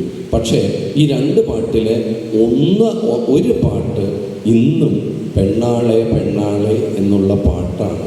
അത് ആ പാട്ട് ചെയ്തവരുടെ 3ാം തലമുറ ഒക്കെ ആയിരിക്കും ഇപ്പോൾ ഉള്ളത്. അവർ നൃത്തം ചെയ്യുന്നത് പെണ്ണാളെ പെണ്ണാളെ എന്ന് പറയുന്ന ഒരു പാട്ടിനാണ്. സംഗീതമായിട്ട് ഇടപെടുന്നവർക്കറിയാം, നമുക്കൊരു പ്രണയഗാനം എഴുതി കൊടുത്ത് ഈണം ചെയ്യാം, അതിൻ്റെ ഒരു താളം അങ്ങനെയാണ്. പക്ഷേ ഒരു ചടുല ഗാനം ഈണത്തിനനുസരിച്ചാണ് എഴുതുന്നത്. അങ്ങനെ ഈണത്തിനനുസരിച്ച് എഴുതിയ ഒരു ഗാനം നമുക്ക് ഇതിപ്പോൾ ഈണത്തിനാണോ ഈണത്തിനല്ലേ, തൃശ്ശൂരിൽ നിന്ന് കുന്നംകുളത്തേക്കാണോ കുന്നംകുളത്ത് നിന്ന് തൃശ്ശൂർക്കാണോ എന്നൊക്കെ പോട്ടെ, നമുക്ക് തോന്നുമോ പെണ്ണാളെ പെണ്ണാളെ എന്ന് പറയുന്ന പാട്ട് അന്ന് സലിൽദായുടെ ഈണത്തിനനുസരിച്ചാണ് വയലാർ എഴുതിയത് എന്ന് നമുക്ക് തോന്നില്ല. ഈണമാണോ വരിയാണോ മുമ്പ് ഉണ്ടായത് എന്ന് നമുക്ക് തോന്നിപ്പോകുന്ന രീതിയിലാണ് അദ്ദേഹം എഴുതിയത്. അപ്പം അത്തരത്തിലുള്ള അങ്ങനെയാണ് വയലാർ അതിലെ പാട്ടുകൾ എഴുതി കൊടുത്തത്. അവിടെ നിന്ന് ഒരു പക്ഷേ ഈണത്തിനനുസരിച്ച് പാട്ട് എഴുതുന്ന രീതി കൂടി വന്നു. അതിന് പ്രധാന കാരണം ഒരുപക്ഷെ അന്യഭാഷാ സംവിധായകർ, സംഗീത സംവിധായകർ നമ്മളിലേക്ക് വന്നതുകൊണ്ടാണ്. ഒരുപാട് പേരുണ്ട് അതിലൊരു പക്ഷേ അങ്ങനെയല്ലാതെ, ഇപ്പോൾ ബോംബെ രവി ആണെങ്കിലും അങ്ങനെ ഒരുപാട്, ബോംബെ രവി സാറൊക്കെ പക്ഷെ മലയാളം മനസ്സിലാക്കി ഈണം കൊടുത്ത് ചെയ്തു എന്നുള്ളതാണ് കേട്ടിട്ടുള്ളത്. അതുപോലെ തന്നെ എം പി ശ്രീനിവാസൻ ഈ വരി എഴുതി കൊടുത്തിട്ടാണ് അദ്ദേഹം അന്യഭാഷയിൽ നിന്നാണെങ്കിലും. പക്ഷെ പലരും ഈണത്തിന്, ഇപ്പോൾ രാജാ സാറിൻ്റെയൊക്കെ പാട്ടുകൾ 99% അദ്ദേഹം ഈണം സലിൽദ ഒരു കവിയാണെങ്കിൽ പോലും അദ്ദേഹം ഈണം കൊടുത്ത് എഴുതുകയാണ്. മാത്രമല്ല ഈണം മാറ്റാൻ തന്നെ അദ്ദേഹം അങ്ങനെ സമ്മതിച്ചിരുന്നില്ല. അപ്പോൾ ഈണത്തിനനുസരിച്ച് പാട്ട് എഴുതുന്ന ഒരു രീതി വീണ്ടും നമ്മുടെ അവിടെ ഉണ്ടായി. ആദ്യം അങ്ങനെയാണ് ഉണ്ടായി അത് മാറി മാറി വന്നിട്ട് പല രീതിയിലുള്ള നമുക്ക് മെലഡീസ് ഉണ്ടായി. അതിൻ്റെ ഇടയിൽ ഇപ്പോൾ ദേവരാജ മാഷയൊക്കെ പോലുള്ളവർ, രാഘവ മാഷ പോലുള്ളവർ, ബാബുക്കയെ പോലുള്ളവർ എഴുതി ഈണപ്പെടുത്തുന്ന ഒരു വഴിയുണ്ടാക്കി. അത് കഴിഞ്ഞ് വലിയൊരു, ഞാൻ എഗെയിൻ പറയുന്നത്, ഞാൻ സിനിമ ആണ് പറയുന്നത്, അത് കഴിഞ്ഞ് ആ പാട്ടിന് വലിയൊരു ചേഞ്ച് ഉണ്ടായത്. അപ്പോൾ ഒക്കെ ഈണത്തിന് വരി എഴുതുക എന്ന് പറയുന്നത് ഒരു ശീലമായി വന്ന സമയത്ത് അതിനൊരു മാറ്റം കൊണ്ടുവന്ന, വേറൊരു രീതിയിലുള്ള മാറ്റം കൊണ്ടുവന്ന ആളാണ് AR റഹ്മാൻ എന്ന് പറയുന്നത്. AR റഹ്മാൻ ഒരു തരംഗമാവുകയും AR റഹ്മാൻ്റെ പാട്ടിൽ സൗണ്ടിങ് എന്ന് പറയുന്ന ഒരു ഘടകം കൂടി ഉണ്ടായി. അതായത് ഒരു ഈണം തനനാന താന താനന എന്നുള്ളത് നിറമാർന്ന പൂവ് പോലെ നീ എന്ന് വരി എഴുതി കൊടുക്കുന്ന രീതിയിൽ നിന്ന് കുറെ കൂടി, അപ്പോൾ ആ കുറച്ചും കൂടി ഓപ്പൺ ആയിട്ടുള്ള വാക്ക്, അല്ലെങ്കിൽ എന്നാണെങ്കിൽ കുറച്ച് കട്ടിയുള്ള വാക്ക് വേണം. അങ്ങനെ ഒരു സൗണ്ട് ഡിസൈൻ കൂടി അതിലേക്ക് വന്നു. അത് ഓർക്കസ്ട്രേഷനിലും വന്നു. ആ ഒരു സൗണ്ടിങ് ഡിസൈൻ ഇന്നിപ്പോൾ അത്തരത്തിലുള്ള ഒരുപാട്, ഇന്നിപ്പോൾ ഒരു ഹിന്ദി വാക്കൊക്കെ മ്യൂസിക് ഡയറക്ടർ എഴുതുമ്പോൾ വരും. ഇപ്പോൾ എൻ്റെ ഒരു പേഴ്സണൽ ഉദാഹരണം, അത്ര കാര്യമുള്ള കാര്യമല്ല, ഇപ്പോൾ ദീവാനിയ എന്ന് സംഗീത സംവിധായകനായിട്ടുള്ള രാഹുൽ രാജ് പറഞ്ഞു. അപ്പോൾ ഈ ദീവാനിയ എന്ന് പാട്ടിൽ വരുമ്പോൾ ആദ്യത്തെ അക്ഷരം ദീ എന്നാണ്, അടുത്തത് വാ എന്നാണ്. ദീവ വാ കുറേ ഓപ്പൺ ആവണം. പിന്നെ നീ എന്നാൽ ഹ്രസ്വമായിട്ട് മതി. നീ കുറച്ചും കൂടി ക്ലോസ്ഡ് സൗണ്ട്. ഹ്രസ്വം എന്നുള്ളത് നമ്മൾ കവിഭാഷയിൽ പറയുന്നു, കുറച്ചും ക്ലോസ്ഡ്. യാ എന്ന് പറയുന്നത് കുറച്ചും കൂടി, അങ്ങനെ ദീവാനിയ എന്ന ഒരു വാക്ക് അവിടെ ഉണ്ടായിരുന്നു, അതുപോലെ ഒന്ന് വേണം. അതാണ് സൗണ്ടിങ്ങിന് എനിക്ക് പറയാവുന്ന ഒരു ഉദാഹരണം, ഞാൻ മനസ്സിലാവണം. അതിലാണ് ഞാൻ, അങ്ങനെയാണ് ലൈലാഗമേ എന്ന വാക്ക് ഞാൻ അവിടെ റീപ്ലേസ് ചെയ്യുന്നത്. അപ്പോൾ അത് പറയാൻ കാരണം നിങ്ങൾക്ക് മനസ്സിലാവുന്നെന്ന് പറഞ്ഞില്ല. അപ്പോൾ അത്തരത്തിലുള്ള ഒരു സൗണ്ടിങ്ങിൻ്റെ രീതി കൂടി ഈ സിനിമാ പാട്ടിൻ്റെ ഇതിൽ വന്നിട്ടുണ്ട്.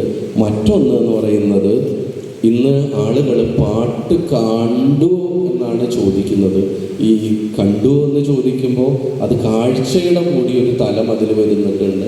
തീർച്ചയായിട്ടും പല പാട്ടുകളും ഇപ്പോൾ നമുക്ക് എഴുതുന്നത് ഷൂട്ട് കഴിഞ്ഞിട്ട് അതിൻ്റെ മുകളിൽ, ആ വിഷ്വലിൻ്റെ മുകളിൽ ഈണമിട്ട് എഴുതുന്ന അവസ്ഥയുണ്ടായിട്ട്, അതൊരു മോശം എന്ന് ഞാൻ ഒരിക്കലും പറയില്ല. ഇപ്പോൾ ചില അത് ഒരുപക്ഷെ ആദ്യം സംഭവിച്ചത് ചില സാഹചര്യങ്ങളുടെ, ഇപ്പോൾ ഒന്നാം രാഗം പാടി എന്ന് പറയുന്ന പാട്ട് തമ്പി സാറ് വിഷ്വല് കണ്ടിട്ടാണ് അത് എഴുതുന്നത്. വന്നുവല്ലോ ഇന്നലെ നീ വടക്കുന്നാഥൻ്റെ മുമ്പിൽ എന്ന്, അല്ലെങ്കിൽ ഒറിജിനലായിട്ട് ട്യൂണ് മാത്രം കേട്ടാണ് എഴുതുന്നതെങ്കിൽ എനിക്കത് എഴുതാൻ പറ്റില്ല എന്ന് തമ്പി സാറ് പറഞ്ഞിട്ടുണ്ട്. അതായത് അത് ആ വിഷ്വൽ കണ്ടിട്ടാണ്. അപ്പോൾ അത്തരത്തിലുള്ള മാറ്റങ്ങൾ, ടേസ്റ്റുകൾ ഇന്നത്തെ പുതിയ കുട്ടികളെ സംബന്ധിച്ചിടത്തോളം അവർ കൊറിയൻ ഭാഷയും പല ഭാഷകളും കേൾക്കുന്നവരാണ്. ആവറേജായിട്ട് സിനിമാ പാട്ട് ഒരു വർഷത്തിൽ 700 ചില്ലുവാനം പാട്ടുകൾ ഇറങ്ങുന്നുണ്ട്. അതായത് ഒരു ദിവസം 2 പാട്ട് മലയാളത്തിൽ മാത്രം, ഇൻഡിപെൻഡൻറ്റ് മ്യൂസിക് വേറെ, അതല്ലാതെ കണ്ട് പല ഭാഷയിലുള്ള പാട്ടുകളായിട്ട് ഒരു ദിവസം 15 or 20 പാട്ടുകൾ നമ്മുടെ സോഷ്യൽ മീഡിയയിൽ ഇറങ്ങുന്നുണ്ട്. അപ്പോൾ ഈ പുതിയ കുട്ടികളൊക്കെ പാട്ട് കേൾക്കുമ്പോൾ ഏത് വേണമെങ്കിൽ ആളുകൾക്ക് കേൾക്കാം.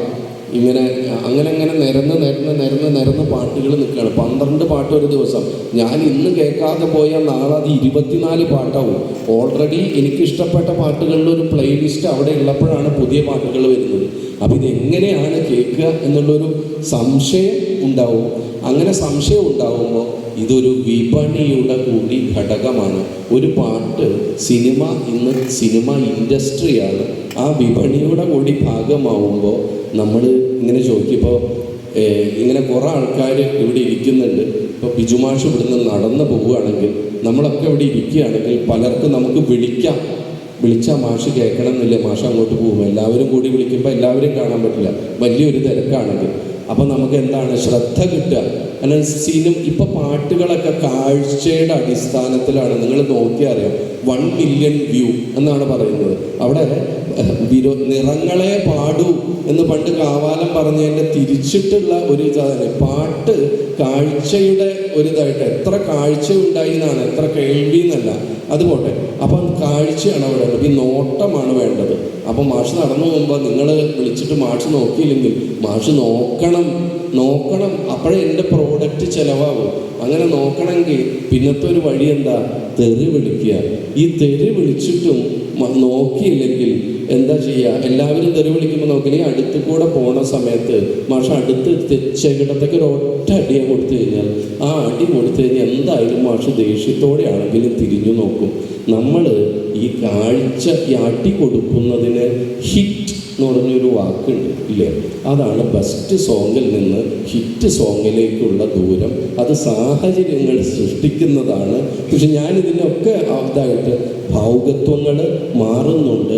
ഓരോ തലമുറയ്ക്കും വേണ്ട പാട്ടുകൾ ഉണ്ടാവുന്നുണ്ട്. പക്ഷേ ഒരു കാര്യം ഉറപ്പാണ്, പാട്ടുകളില്ലാതെ നമുക്കൊന്നും ജീവിക്കാൻ കഴിയില്ല.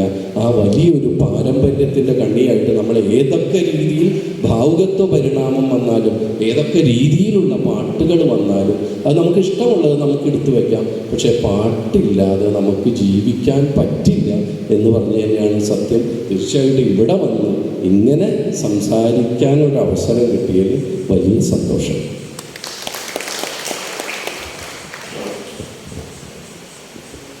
പ്രിയമുള്ളവരെ, നമ്മൾ എന്തൊക്കെ പറഞ്ഞാലും പാട്ട് ആ പാരമ്പര്യത്തെക്കുറിച്ചും ഒക്കെ പറഞ്ഞു പോകുമ്പോൾ ഇനിയും ഉച്ചഭക്ഷണം കഴിക്കാതെ എത്ര സമയം വേണമെങ്കിൽ ഇരിക്കാൻ നമുക്ക് കഴിയുന്നത് ഈ അക്ഷരങ്ങൾ അതിജീവന ഔഷധമായി നമുക്ക് അനുഭവപ്പെടുന്നത് കൊണ്ട് കൂടിയാണ്. അപ്പോൾ എന്തുകൊണ്ടും ഇതൊരു വലിയ വിഷയമാണ്. നമുക്ക് പെട്ടെന്ന് പറഞ്ഞ് തീർത്ത് പോകാൻ പറ്റുന്നതല്ല. ബിഗഹരിനാരായണൻ എന്ന പാട്ടെഴുത്തുകാരൻ്റെ പാട്ടുകളിൽ ആ ഒരു സൗന്ദര്യം നമുക്കറിയാം. അപ്പോൾ മിനിമം മിന്നാമിനി എന്ന് പാടിപ്പോകുമ്പോഴൊക്കെ അത് പ്രകൃതിയെയും ആ പലതും നന്നായി അറിഞ്ഞ് വളർന്ന ഒരു എഴുത്തുകാരൻ്റെ എഴുത്ത് വിശേഷമുണ്ട്. മാപ്പിളപ്പാട്ടുകൾ ഒത്തിരി അദ്ദേഹം എഴുതിയിട്ടുണ്ട്. താളങ്ങൾ പാരമ്പര്യം ഇവിടെ മാത്രമല്ലല്ലോ, മൊത്തത്തിൽ കിടക്കുകയാണ്. അതുൽ മുനീർ, ഹുസ്നു ജമാൽ പാട്ടൊക്കെ പാടുമ്പോൾ നമ്മൾ അറിയുന്നുണ്ട്, അതൊക്കെ സിനിമയിലേക്ക് വരുന്നു. അപ്പോൾ ഇങ്ങനെ നോക്കുമ്പോൾ വൃത്തങ്ങൾ നമ്മുടെ പാരമ്പര്യം. ഇപ്പോൾ ആവണി പൊന്നു ഞാനാടിക്കാം നിന്നെ ഞാൻ, ആവണി പൊന്നു ഞാനാടി, ഇങ്ങനെയൊക്കെ നമുക്ക് താളങ്ങളാണല്ലോ, പദ്യം വാർക്കുന്ന തോരാണല്ലോ വൃത്തം. അപ്പോൾ ഇങ്ങനെയൊക്കെ നമ്മളൊന്ന് അന്വേഷിച്ചാൽ നമുക്ക് ഇനി അടുത്ത കതിർ കൊയ്ത്തിലേക്ക് പോകുന്ന ഒരു നിമിഷത്തിൽ നമുക്ക് കുറേ കാര്യങ്ങൾ ഇങ്ങനെ പറയാനുണ്ടാവും. എന്തായാലും ഈ അറിഞ്ഞതിൽ പാതിയും പറയാതെ ആണ് ഈ പാട്ടെഴുത്തുകാരൻ നമുക്ക് മുന്നിൽ ഇരിക്കുന്നത്. നമ്മുടെ സ്വന്തം കൂട്ടുകാരനായ ബി.കെ. ഹരിനാരായണനെ ഇനിയും നമുക്ക് പല ഘട്ടങ്ങളിലും അല്ലേ, അദ്ദേഹത്തിന് തിരക്കുണ്ടെങ്കിൽ പോലും രാഹുൽ മാഷിൻ്റെ വിളിയേറ്റാൽ അദ്ദേഹം വരും എന്ന ആ വിശ്വാസത്തോടെ ഏറെ സ്നേഹത്തോടെ ഹൃദയപൂർവ്വം അദ്ദേഹത്തിന് നന്ദി അറിയിക്കുന്നു. ഇനി നമ്മുടെ ഈ സെഷനിൽ നമ്മളോടൊപ്പം ഉള്ളത് പ്രത്യേകിച്ച് ഒരു പരിചയപ്പെടുത്തലിൻ്റെ ആവശ്യമില്ല. ഒരു തരത്തിൽ പറഞ്ഞാൽ ഒരേ തൂവൽ പക്ഷികളാണ് ഇവർ രണ്ടുപേരും.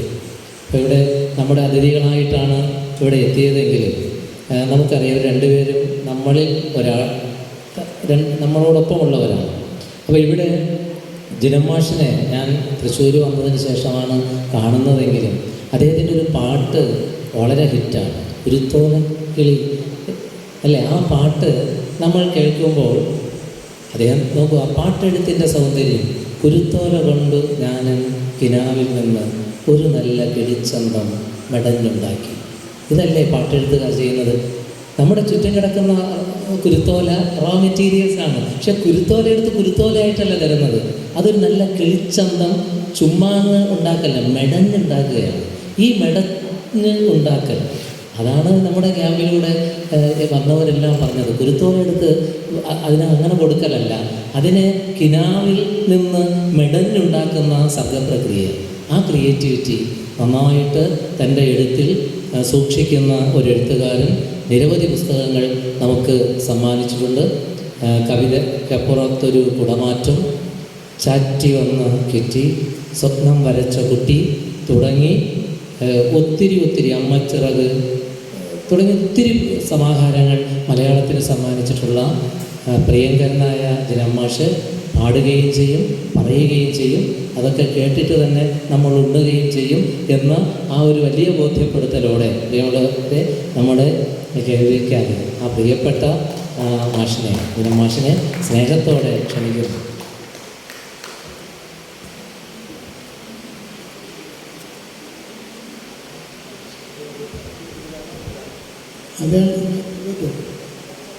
നല്ല സൗണ്ട് സ്റ്റാൻഡ് എന്ന് പറയുന്നത് കൈക്ക്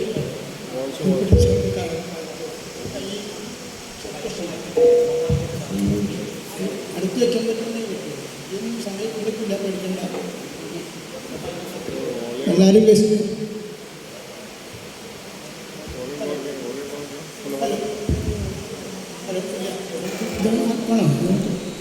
ഹലോ ഹലോ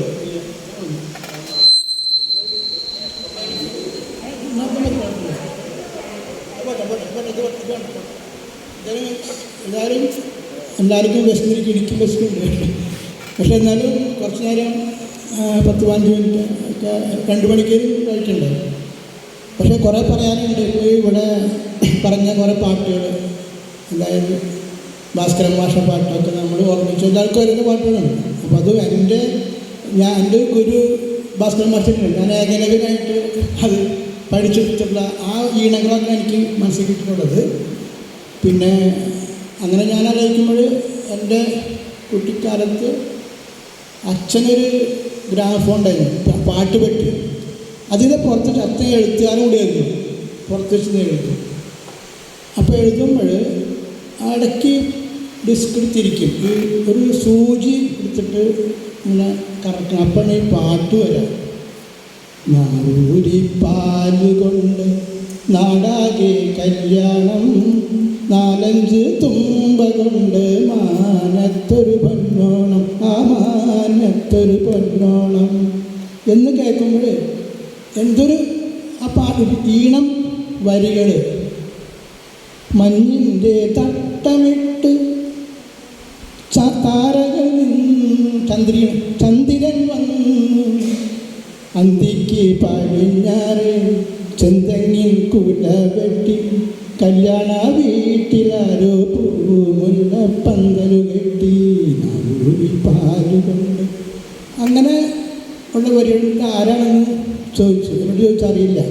ഇതിന് പി ഭാസ്കരൻ എന്ന് പറയുന്ന കവി നമ്മുടെ നാട്ടുകാരൻ തന്നെയാണ്, കൊടുങ്ങല്ലൂർ. അപ്പം അതിനെ കാണുന്നത് ആഗ്രഹിക്കുന്നതിന് വേണ്ടി പോയിട്ടുണ്ട്. അവിടെ തറവാട്ടിൽ ഉണ്ടായില്ല. പിന്നെ ഞാൻ ആദ്യമായിട്ട് അവസാനമായിട്ട് കാണുന്ന അടുത്ത കാലത്ത്, അതായത് തറവാട്ടിൽ വന്ന സമയത്തുണ്ട്, നീലക്കുയിലിൻ്റെ 50-ാം വർഷത്തിന് വന്ന് നിൽക്കുമ്പോൾ ഞാൻ ചെന്ന് പരിചയപ്പെടുമ്പോൾ എന്നോട് ചോദിച്ചു, എവിടെയാണ് വീട്? ഞാൻ മതിലകമാണ്. ഓ, മതിലകമാണോ? അത് എൻ്റെ വീട് അടുത്താണല്ലോ. എൻ്റെ വീട് അറിയോ? എൻ്റെ വീട് കൊടുങ്ങല്ലൂർ അമ്പലത്തിൻ്റെ 4 വീട് വടക്കാണ്. അപ്പോൾ അദ്ദേഹം ഇരിക്കുന്ന ആൾക്ക് ആ സമയത്താണ് ഓർമ്മയില്ല, അൽഷൈമേഴ്സ് സമയത്താണ്. എവിടെ ഇരിക്കുന്ന ആൾക്കറിയില്ല. അപ്പോൾ അങ്ങനെ ചോദിച്ച് പിന്നെയും എന്നെ പറയുന്നു. അങ്ങനെയാണ് ഞാൻ അവസാനമായിട്ട് ഭാസ്കരൻ മാഷെ കാണുന്നതും കേൾക്കുന്നതും. പിന്നെ ഈ കേരളമ്പല മുറ്റത്ത് ഒരു തറയുണ്ട്. ഈ തറയിൽ ഞങ്ങൾ പാട്ട് പാടും. അപ്പോൾ എല്ലാവരും ചൊല്ലണ് കല്ലാണി നെഞ്ചിലെന്ന്,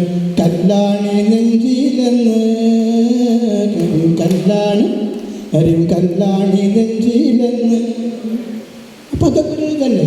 ഞാനൊന്ന് നോക്കിയപ്പോൾ നീലക്കുയിലിൻ തേനിൻ്റെ കൂടാണ് കണ്ടതയ്യ, ചക്കര കൂടാണ് കണ്ടതയ്യ എന്നൊക്കെയുള്ള വരികളാണ്. അങ്ങനെ മനോഹരമാണ്. അപ്പം അതിൽ നിന്നൊക്കെയാണ് നമുക്ക് എങ്ങനെയാണ് പാട്ട് ഉണ്ടാക്കുന്നത്. പാട്ട് ഉണ്ടായി വരുന്നത് അപ്പോൾ ഒരു പ്രാസഭംഗിയൊക്കെ വരും. ഭാസ്കരമാഷ് എപ്പോഴും പ്രാസഭംഗിയിൽ പാടും. ആ വരികൾ കേട്ടാണ് എൻ്റെ മനസ്സിൽ ഉണ്ട്. അങ്ങനെ ഞാൻ ഒരു കവിത എഴുതിയിട്ട്, ഞാൻ പാട്ട് എഴുതിയിട്ട് ഒരു കാരണം പറയാം. അതൊരു ആകസ്മികമായിട്ടൊരു സംഭവമാണ്. ഞാൻ ഒരു കവിത എഴുതിയിട്ട് ആകാശവാണിക്ക് അയച്ചു, തൃശ്ശൂർ. അത് അയച്ചിട്ടൊരു വിവരമില്ല, എടുത്തോ എനിക്കത് അറിയില്ല. അങ്ങനെ ഒരു മാസം കഴിഞ്ഞപ്പോൾ എനിക്കൊരു കവറ് വരുന്നു, മടക്കി അയക്കണം. അപ്പം മടങ്ങി വന്നപ്പോൾ അത് ശരിക്കും മടക്കിയത് വരല്ല കേട്ടോ. ഞാനൊരു എനിക്ക് അബദ്ധം പറ്റി. ഞാൻ ഫ്രം വെച്ചില്ല, സ്റ്റാമ്പ് ഇട്ടിട്ടില്ല. ഇത് മടക്കിയിട്ട് അവർ നേരെ ഡെഡ് ലെറ്റേഴ്സിൻ്റെ അവിടെ തിരുവനന്തപുരത്തേക്ക് പോയി. ഈ കവിത എനിക്ക് മടക്കിയിട്ട് അവർ കവർ വെച്ചപ്പോൾ താല്പര്യപ്പെട്ടത്, ഈ കവിത വായിച്ചിട്ട് അവിടുത്തെ ഒരു ക്ലർക്ക് ഈ കവിതയെക്കുറിച്ച് ആസ്വാദനക്കുറിപ്പുണ്ട്. അതെൻ്റെ ഒരു ക്ലർക്കിന് വേറെ പണി വേണ്ടല്ലോ, അവിടുത്തെ ഒരു മറക്കായിട്ട് വേണ്ടു. അപ്പം അങ്ങനെ ഒരു കവിത ഇഷ്ടപ്പെടുന്ന ഒരാളവിടെ ഉണ്ടായിരുന്നു. അപ്പോൾ ഞാൻ തോന്നിയപ്പോൾ എനിക്ക് കവിത, അപ്പോൾ ആ കവിത വീണ്ടും ഞാൻ ആകാശവാണിക്ക് കൊണ്ടുപോയിട്ട് റെക്കോർഡിങ് പോയപ്പോഴാണ് ഒരു ലളിതഗാനം എഴുതി വെച്ചിട്ടോ കൊടുത്തു. എനിക്ക് ആഗ്രഹമുണ്ട് ലളിതഗാനം വരാനുള്ളത്. അത് വരാനുള്ള കാരണം ഞാൻ ക്ലാസിക്കൽ സംഗീതം ആസ്വദിക്കും. സിദ്ധി വിനായകം അനിഷം പറഞ്ഞു. അപ്പം അതിൻ്റെ രാഗം ഷൺമുഖപ്രിയ രാഗമെന്ന് ഞാൻ അന്വേഷിച്ചു. രാഗം തന്നിട്ടില്ല. അപ്പം ഞാൻ അത് വെച്ചിട്ട് പാട്ടുകളാണ്. അപ്പം ഷൺമുഖപ്രിയ രാഗം നിലവിടൻ ലയലീലം എഴുതി. ഇത് ഞാൻ എഴുതി വെച്ച് കൊടുത്തപ്പോൾ അവർക്ക് ഇഷ്ടപ്പെട്ടു. അവർ വിഷുവിൻ്റെ പ്രോഗ്രാമിൽ ആദ്യമായിട്ട് ഈ പാട്ട് പാടുന്നത് KV സുജാത പാടുന്നത് ഞാൻ കേട്ടിട്ടുണ്ട്. അപ്പം അത് ആ PD തോമസിൻ്റെ ഈണം കൊടുത്തപ്പോഴാണ് ഷൺമുഖ പ്രിയരാഗം നിനവിലീനം നിനവാണു നീ സിദ്ധി വിനായകം എന്ന് വരുന്ന വരി. അങ്ങനെയാണ് എനിക്ക് പാട്ട് പാടാൻ പറ്റുമല്ലോ എന്ന് തോന്നിയിട്ടാണ്. അപ്പോൾ അങ്ങനെ ഒരുപാട് പാട്ടുകൾ എടുത്ത് സംഗീതം പഠിപ്പിക്കാണ്ട് അത് എൻ്റെ ഒരു പാരമ്പര്യം. എനിക്ക് അങ്ങനെ ഒരു പാരമ്പര്യം ഉള്ളൂ, അതുള്ളൂ. പിന്നെ കേരളമ്മ എന്ന് പറയുന്ന ഈ കോമ്പൗണ്ടിൽ ഇവിടെ കുതിരാലയുണ്ടായിരുന്നു അല്ലേ, കുതിര മാളിക. രാജാവിൻ്റെ കുതിരയൊക്കെ എത്തുന്ന മാളിക, അത് ഇംഗ്ലീഷ് ക്ലാസ്. മാക്ബത്ത് ഡ്രാമയൊക്കെ ഉണ്ട് പഠിക്കും. അത് റിതം ഞാൻ ശ്രദ്ധിച്ചു. സമയമില്ല, അപ്പോൾ നിർത്തണ്ട. അപ്പം പറഞ്ഞു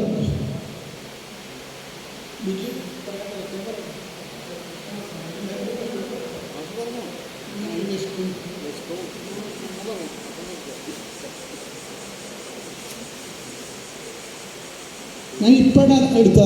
അവിടെ ഞാൻ ഈ മാക്ബത്തിൽ 3 വിച്ചസ് 3 വിച്ചസ് 3 അവർ പാട്ട് പാടും.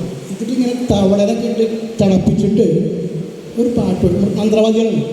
അപ്പം double double toil and trouble fire burns and cauldron bubbles. ഇതിൽ ട്രബിളും ബബിളും വരുന്നുണ്ട്. ഇതൊക്കെ റിതം എന്ന് പറഞ്ഞു. അപ്പോൾ ഇംഗ്ലീഷൊക്കെ. അപ്പോൾ ആ റിതം വേണമെന്ന് തോന്നിയ കാരണമാണ് ഞാൻ എൻ്റെ പാട്ടുകളൊക്കെ കൊടുത്തിട്ടുള്ളത്. മാത്രമല്ല ഓണക്കാലത്ത് ഞാൻ നാട്ടുപുറത്തോട്ട് നടക്കുമ്പോൾ ഓണപ്പാട്ട് പാടി സ്ത്രീകളെ ഇങ്ങനെ കളിക്കുന്നു. അപ്പോൾ ഒന്നാമൻ ചിരുദേവി നിനക്കിപ്പൂ തന്നതാരും എനിക്കാരും തന്നതല്ല, ഞാനെടുത്തു ചൂടിയതല്ല. പിച്ചകത്തിൻ ചോടെ കൂടെ പകിട കളിക്കാൻ പോയപ്പോഴേ പിച്ചകത്തിൻ ഇതള് മുറിഞ്ഞിട്ട് മുടിമേൽ ചൂടിയതാണ്.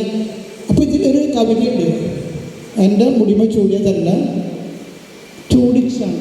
ഇങ്ങനെയുള്ള കവിത ഉണ്ടാവും. അത് താളം ആയിട്ടാണ് നമ്മുടെ മനസ്സിലേക്ക് ഇതൊക്കെ കടന്നു വരുന്നത്. ഒരുപാട് പറയാനുണ്ട്. പിന്നെ നമ്മുടെ എൻ്റെ കുട്ടിക്കാലത്ത് നമ്മുടെ നൊസ്റ്റാൾജിയാണ് തീവണ്ടിപ്പാട്ട്. കൂകൂ കൂകൂ തീവണ്ടി കൂകിപ്പായും തീവണ്ടി. ഇത് പാടിച്ചിട്ട് ഇത് എഴുതിയാടായിരുന്നു എനിക്കറിയായിരുന്നു. അടുത്ത കാലത്ത് മനസ്സിലായത് കോലഴി ഗോപാലകൃഷ്ണ പണിക്കരാണ് അല്ലേ. അദ്ദേഹം കുറേ പാട്ടൊക്കെ എഴുതി. അപ്പോൾ ഇത് നമ്മൾ നൊസ്റ്റാൾജിയ കൊണ്ട് നടക്കുന്ന ഒരു പാട്ടുകളാണ്.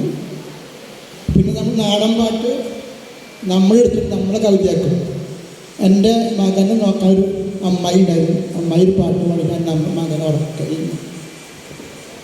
എന്തുകൊണ്ടാണ് കുഞ്ഞി വയറ്റിയിൽ കുഞ്ഞരി വെച്ചൊരു ചോറാണ് കുഞ്ഞി വയറ്റിയിൽ എന്ന് പറഞ്ഞപ്പോൾ ഞാൻ അടുത്ത വരെ എന്താണ് നാടാൻ പറ്റുന്നത് അത് അറിയില്ല. അപ്പോൾ ഞാൻ അത് ഒരു കവിതയാക്കി എടുത്ത് കുട്ടികൾക്ക് കൊണ്ടിട്ട് എന്താണ് കുഞ്ഞി വയറ്റിയിൽ കുഞ്ഞരി വെച്ചൊരു ചോറാണ് കുഞ്ഞി വയറ്റിയിൽ എന്താണ്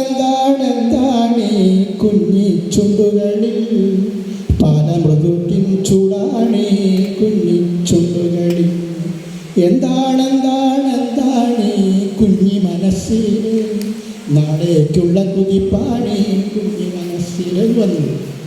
ഭാസ്കരൻ മാഷ് ഈ കവിത കേട്ട് ഞാനൊരു തിരുവനന്തപുരത്ത് പോയിട്ട് കലാമണ്ഡലം ഗംഗാധരൻ്റെ വീട്ടിൽ താമസിച്ചിട്ടപ്പോൾ അവിടെ മകൾ ചോദിക്കുകയാണ്, കൊടുങ്ങിൻ്റെ വീടല്ലേ?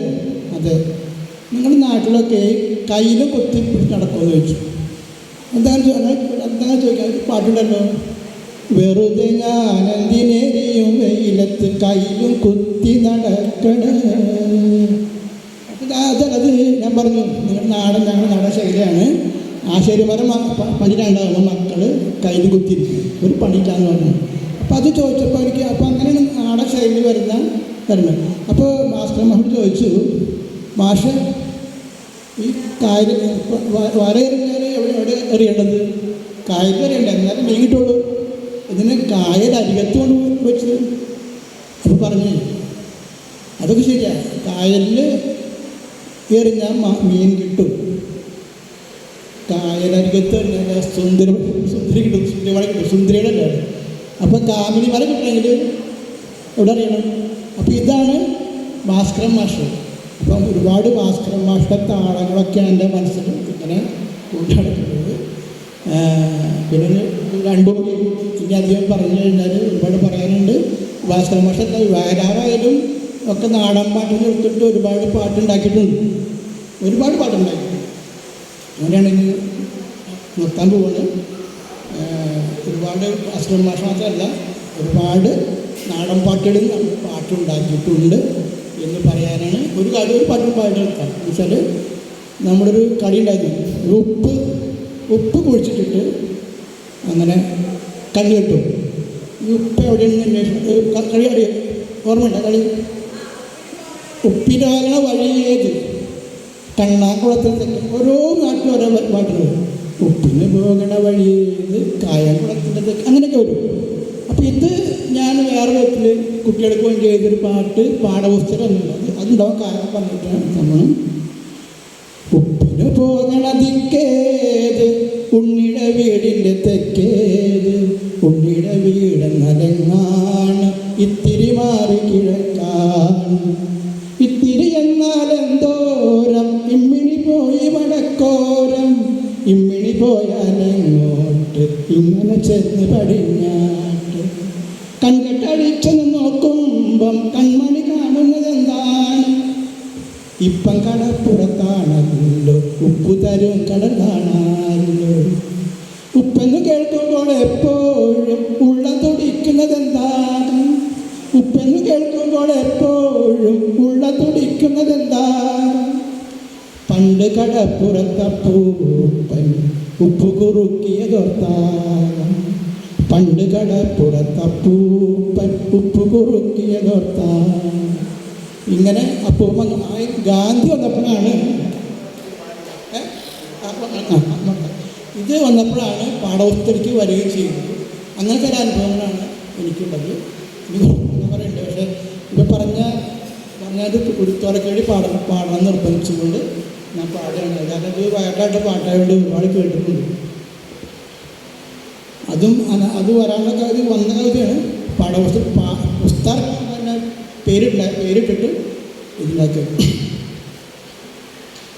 കുരുത്തോല കൊണ്ടു ഞാൻ കിനാവിൽ നിന്ന് നല്ല കിളിച്ചന്തം മെടഞ്ഞുണ്ടാക്കി അതിലെൻ്റെ ഹൃദയം ഞാൻ ഒളിച്ചു വെച്ചു അതിലൊന്നും ഇടിക്കുവാൻ ഇടം കൊടുത്തു അകലെയങ്ങാകാശം നിറഞ്ഞു കാണാൻ അകക്കണ്ണിൽ നിലാപക്ഷം കടം കൊടുത്തു ഇളം ചുണ്ടുകൾക്ക് സ്വയം മറന്നു പാടാൻ മുളം തണ്ടിൻ മധുറും സ്വരം കൊടുത്തു ഒടുവിലൻ മനസ്സൊന്നു കൊടുത്ത നേരം പൊടുന്നനെ അതിൻ ചിറകടങ്ങിപ്പോയി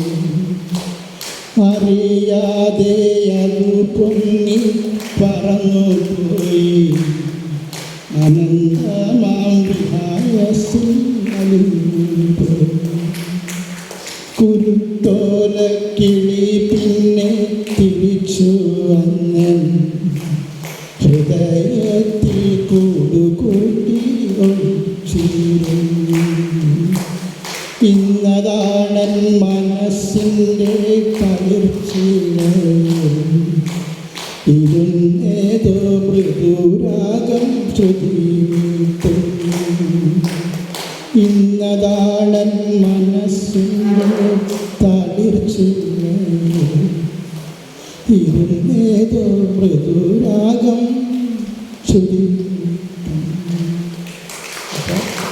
ഈ കിളിയാണ് എൻ്റെ മനസ്സിൽ പാടിക്കൊണ്ടിരിക്കുന്നത്. മാത്രമല്ല അതൊക്കെ വിസ്കുന്നുണ്ട്, എനിക്ക് വിസ്കുന്നുണ്ട്. പ്രിയമുള്ളവരെ, എന്തായാലും ഈ കവിതയുടെ അവസാന ഭാഗം നിങ്ങൾ ശ്രദ്ധിച്ചിട്ടുണ്ടാവും. അതിലെൻ്റെ മനസ്സങ്ങ് കൊടുത്ത നേരം ചിറകങ്ങ് പൊടുന്നന് അനങ്ങി. അവിടെയാണ് ജീവൻ. അപ്പോൾ ഇത് തന്നെയാണ് എഴുത്തിൻ്റെ സൗന്ദര്യം. വിശേഷങ്ങൾ ഇനിയും പറഞ്ഞുകൊള്ളാം. ബന്ധം വിശക്കുന്നു. അവിടെയും പാട്ടുപാരമ്പര്യത്തിൻ്റെ താളം അതോന്നത കിടക്കുന്നുണ്ട്. അതുകൊണ്ട് എന്തായാലും ഈ ഒരു സെഷൻ എത്ര പറഞ്ഞാലും വീണ്ടും വീണ്ടും കേൾക്കാൻ നമുക്ക് പ്രത്യേകം താല്പര്യമുണ്ടാക്കുന്ന സെഷനാണ്. നമ്മുടെ രചനാൻ്റെ സ്വാഗതത്തിൽ തുടങ്ങി മലയാളത്തിൻ്റെ പ്രിയപ്പെട്ട വി കെ ഹരിനാരായണനും ജിനൻ മാഷുമൊക്കെ സംസാരിച്ച് ഈ സെഷൻ ഇവിടെ പൂർത്തിയാവുകയാണ്. അതിന് എല്ലാവർക്കും നന്ദി അറിയിക്കുന്ന നമ്മുടെ കവി സുഹൃത്ത് കവിശികയുടെ അംഗം പ്രിയപ്പെട്ട അനീഷ് മാഷാണ്. അദ്ദേഹത്തെ സ്നേഹത്തോടെ ക്ഷണിക്കാം. വളരെ ഗംഭീരമായ ഒരു സെഷനാണ് ഇവിടെ നടന്നിട്ടുള്ളത്. നമ്മളെ സമയം പോയത് അറിഞ്ഞില്ല. KGS-ൻ്റെ ഒരു കവിതയുണ്ട്, കണ്ട് കണ്ടാണ് അത്ര കടൽ ഇത്ര വലുതായത്. ഒരു വലിയ കടലാണ് ഇവിടെ സൃഷ്ടിച്ചിട്ടുള്ളത്.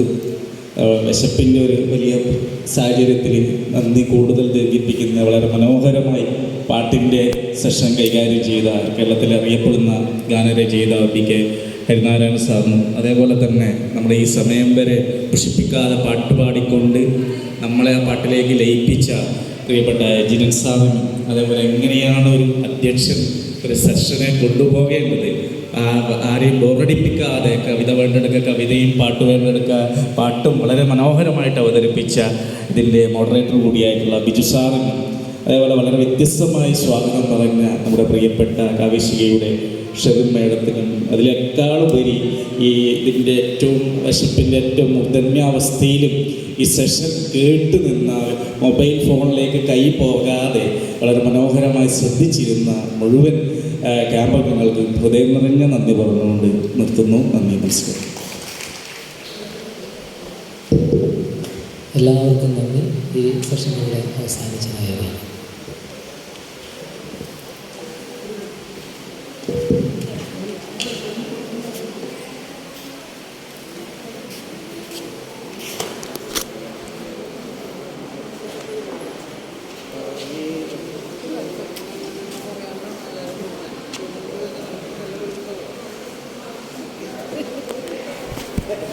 എന്താ